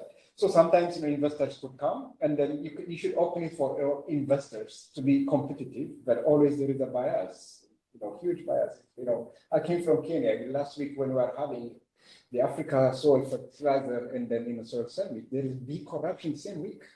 So one of the ministers is really found guilty of importing the wrong fertilizer to the country. It's dead. It's not completed. If you look at the big news, because Kenyans are so open in terms of when it comes to reporting things, and then Algeria and Morocco are fighting over Kenya, and then we were Kenya used to import a lot of fertilizer from Morocco because the biggest phosphate industry is in Morocco. Then they will be covering a lot, so for Europe and then Africa. And then Algeria said that I would like to give you free this much metric ton of potash fertilizer for Kenya. So now Morocco and Kenya, Algeria, they are neighbors and they are fighting over that market. And then that competition is interesting, but it's not really the right competition. Because one would like to bribe, the other one would like to do that one. And then, competition is there in principle, but that is what really happening on the ground. So I think we don't really benefit much in all countries when it's come to creating a competitive, land-based investment situation. So they have in principle, they are there, but the realities are a little bit different when it comes to competition. So this is almost the last, dimension of it, and the conditions to prevent and then address irresponsible investment practices. Then what are really the conditions there? Then, the enabling conditions we call like gender and land rights. That is the basic things. So if you look at in terms of, what is, in the Ethiopian case, equal legal and rights for both men and women. And it all looks like, both of them look like they're really picked from the Bible, which is nice. So they really nice. And then if you read all of them, if you Ghana, equal rights for both men and women. Fine. Okay.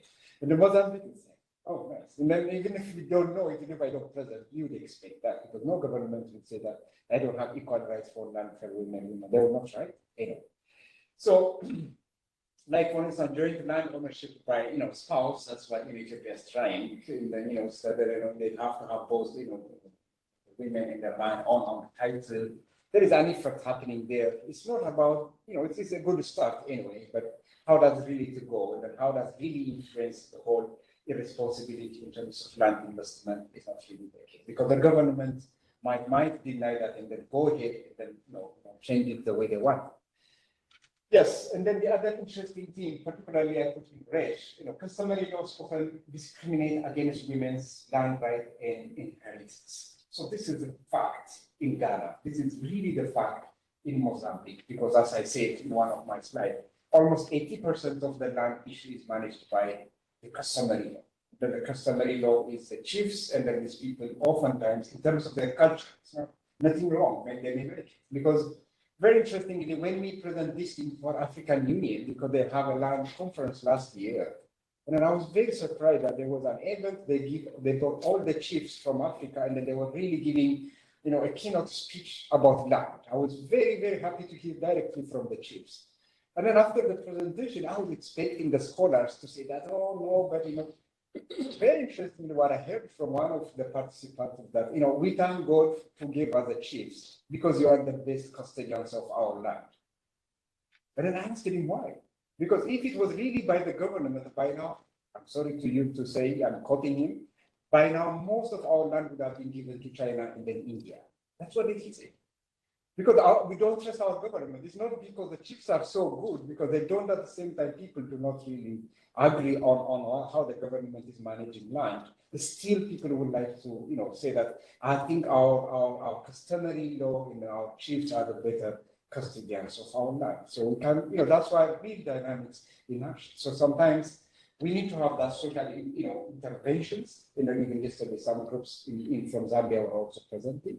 So if it is really into the customary law, we need to really work a little bit, work with them, so that how do you really open up a little bit to be fair, some social interventions to be, fair enough to really make, men and women at the same time space. So that is the kind of interventions I would expect, not really the hardcore kind of government commitment to do that. It's one thing, but at the same time, it would be really interesting to focus some kind of social, interventions, so to say. I don't know what exactly they are. Otherwise, that's where the power and the problem is. So in terms of land use planning and administration, I think one of the biggest things that we are really behind in general in Africa is that in terms of our land use planning, which land for which purpose? How many countries have their proper land registration? Almost it's not there. How many countries have it used to be even better, some decades ago, I can recall. But nowadays, we don't have much capacity and then it is really ignored. So that's why you can go to the forest area and then you do farm. If you have a proper land use planning from the beginning, that could also help you to really slow down people not to go to that kind of area. And then you know where to do grazing, where to do cropping, you need to know which land is really suitable for investment. And then all these things could be really well done by the land use planning and administration. But, I like a lot of progress, particularly, I have seen a lot happening in rural land, registration system. I think Ethiopia is being really, really very nice examples I have seen even this week. I think that is the way to go. I have seen again, the momentum coming up. There is a whole strange in urban land administration and registration system, because urban land is very lucrative business anyway.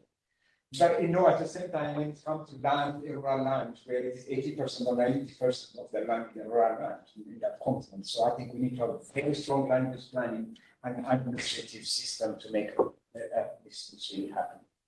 And then if you got, people from Ghana, for example, they feel that, corruption by itself. I give you the example of Kenya, sorry, to make my country as a bad example anyway. So if you go to Ghana, they put it, there's really huge corruption when it comes to land. It's a means to acquire powers, means to acquire, money and living. And then, Mozambique strongly, they put really capacity gaps to perform, all the customary laws in place. They're there, but we don't have any institutional capacity assets. Yes. So this equal rights for both men and women, when both this path for reason. It is the way it is written.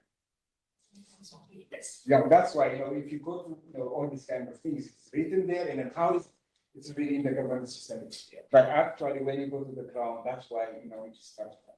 So structure is there, that's what I say. For me, I would be very interested in how it functions. And then that's where the biggest gap is.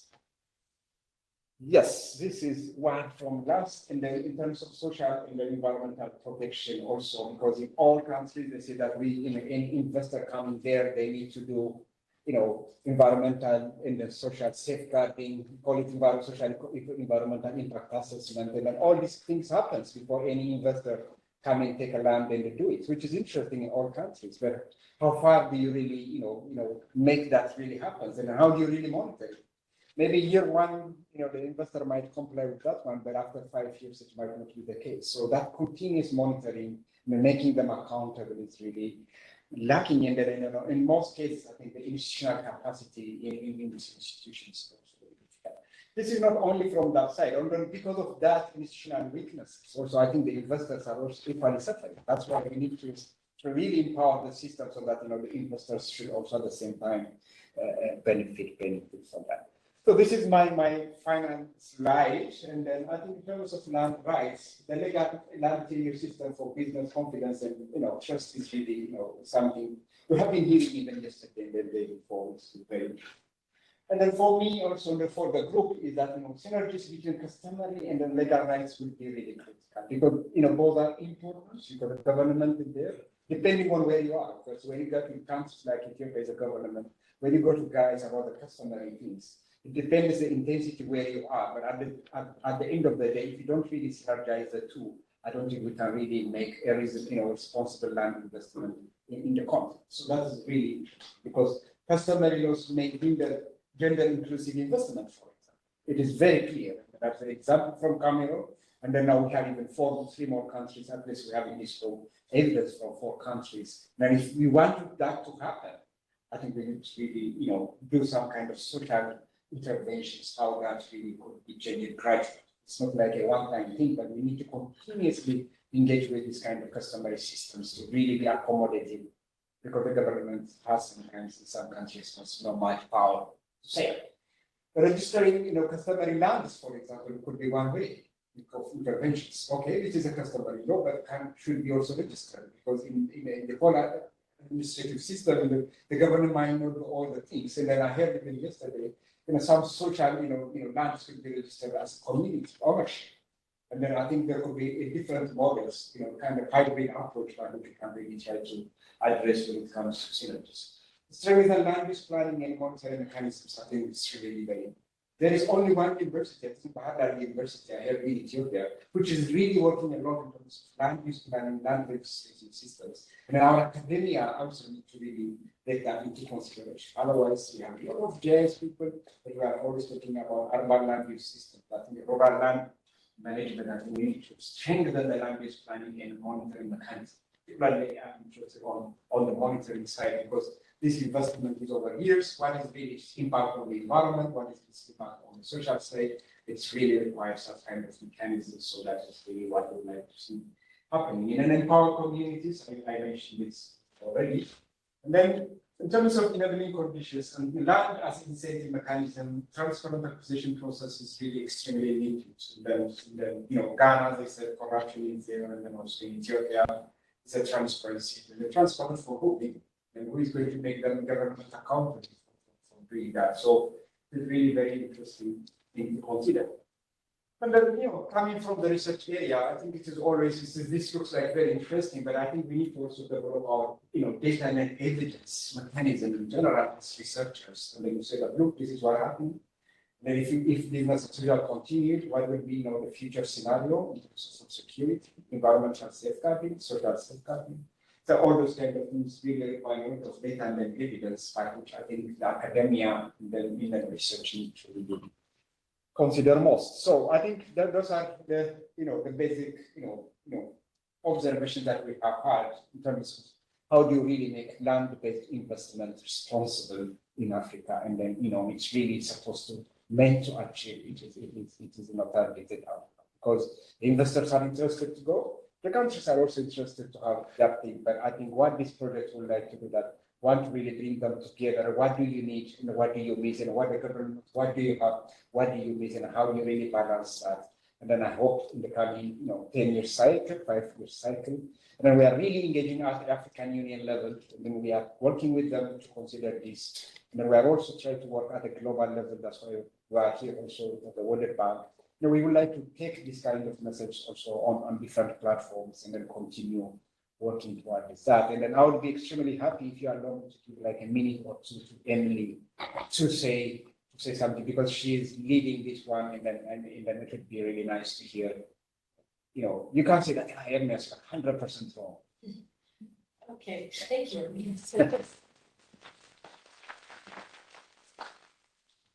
Okay, so this was the starting point. We did these enabling environment appraisals. We are going to update them annually, so they're very long and drafty right now. But that was the starting place for us to engage with multi-stakeholder platforms. So we took the results back to multi-stakeholder platforms, and they had breakout groups.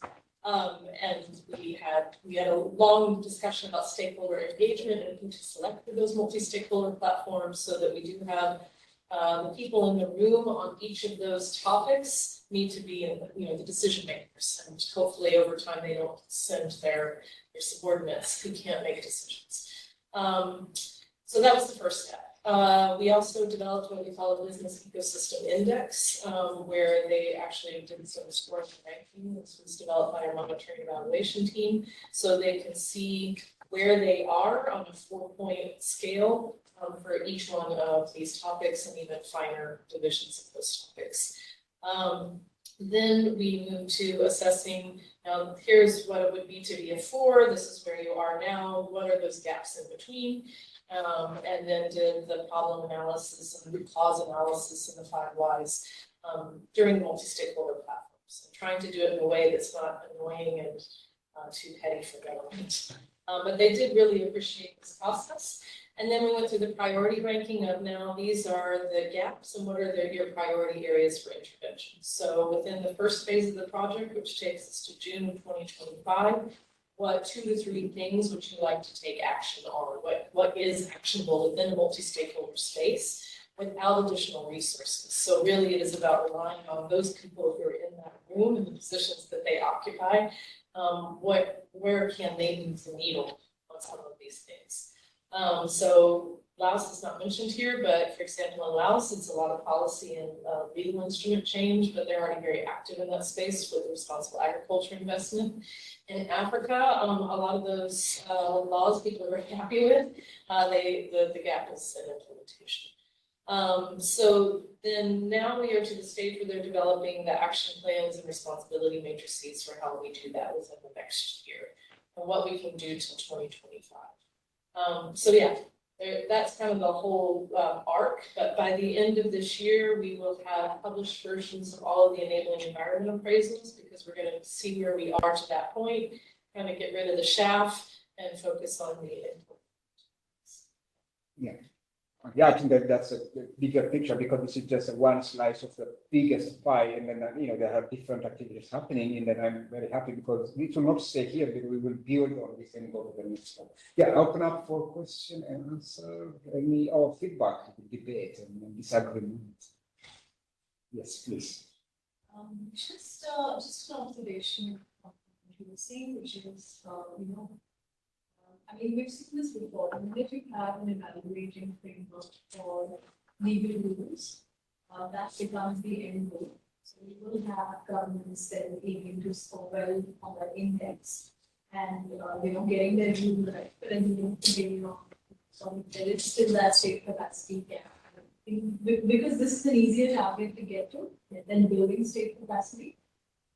So I'm always worried about the indexes. I get that gives you a sense of where you need to go in terms of but that also leads to a lot of axiomatic mimicry, which is that you import things which look good on paper, which work in other countries, but will not work in just because you lack that state capacity. I think that's something that increasingly in India people are recognizing that a direct border system and using that. That's just my hesitation. Focusing a lot on creating an index of measurement frameworks. I completely get the action, but I just worry that the action plan then just becomes revamping your rules. Yeah, please go ahead. I think importantly, so the index itself, we didn't want to go down the rabbit hole that REI is in right now, where they are really spending a lot of time around the table with the ACs and some of the Cs and signing weight studies. They've been really zoomed in on that. It's getting the word that our Bell people use, but it's more of a gradient. And we're using it more as a boundary object to identify where they want to go.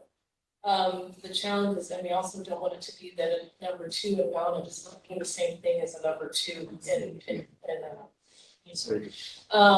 because there are multiple things within these enabling environments we put into those categories. It really is a tool to create the conversation. And then identify where they want to work and what issues would they like to aim for within the So yes, we agree. There is another work package, there were also package 3, which you mentioned, is the global work package. What are the global standards? And are we aiming towards harmonizing standards? No, of course, then you just create another harmonized standard. And so the same kind of argument comes up at the global level. How do you engage in that space without it being about standardization? So yes, answer your question. It is complex space, so I completely. Yeah, I mean, that's why if you look at the whole, you can influence the legal system to some extent that way. But if you look at the Mozambique and Ghana case, 80% of the cases are customary law, even whatever index, whatever you have, you might not change the whole thing. But you try to attempt at least. People start to understand it, and the multi-stakeholders, they say, oh, this is where we are, and how do we influence? They discuss among each other, and then we like to really take the initiative, CSOs, and then all these actors would like to have a kind of understanding, otherwise they will just be subjective. But now they would like to have a kind of structured thinking about, okay, how do you go about it? And even if you solve this part of the problem, but we need to take that positive trend. So I really like not absolute trend, but if there's a kind of a trend going that direction, and then, depending on where you are under the slope, but it is really good to be in there, have the framework. That's why when we have even the African Soil Initiative, we know that it is ideal, but countries now they have said, okay, this is how we are going to do. It gives you some kind of orientation. So to say, then we are trying to influence the direction it is going. And then if you do that, I think that would be interesting. One thing I know, is that it's a characteristic approach. So it is about the regulatory environment, but it's also about what are the incentive mechanisms to encourage responsible agriculture. What would draw an investor there? And so what we're seeing is the regulatory environment is also a hindrance also to investors. Some taking advantage of it, but for those who want to be compliant, they need to know that the systems are in place. They would like to have help with social responsibility. So it's both sides of that. So it's not just taking a law that works in that place and applying it here. It's also about what kind of incentive mechanisms will work in this place. Maybe one more before we break for. Yeah, I think it's for a lot of time. Sorry, but I mean, if there is, if you are flexible to add a couple of minutes to reflect on anything, not only on this one, but in all the 3 presentations that we have seen, if you wish, that would be interesting. And what next? What do you see as the biggest research agenda? What do you see the biggest development agenda? What do you see the biggest thing? So, anything that you can, after you hear all these things, that's really interesting. You would like to do this, and then yeah. Is there anything that you would like to say? Yeah, please. Yeah, something on the customers. Some of the African countries have material societies and material societies. So in material society, almost like this is short gender, they are more cultured because the women's were assumed on the line and it lands through the line out.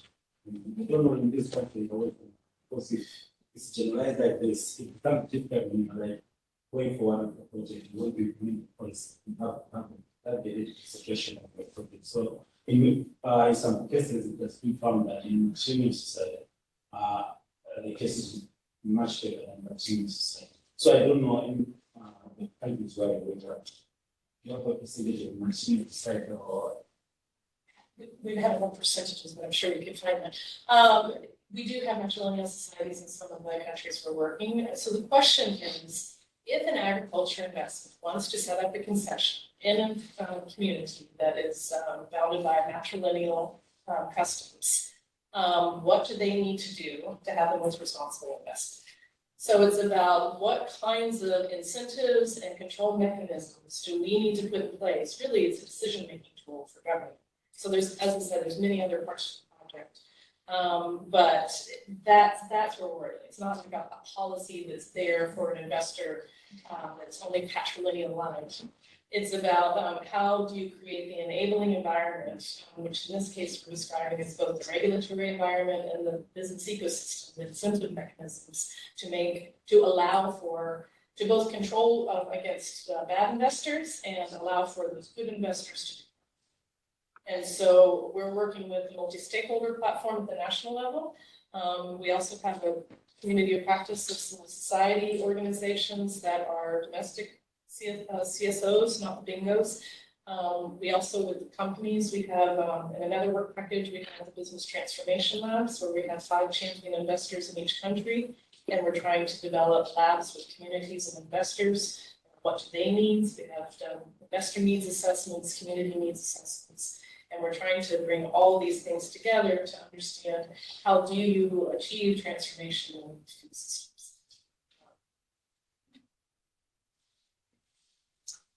Yeah, maybe we can stop it there, and then thank you very much for your active participation in this session, and then I think enjoy coffee break and the rest of the day.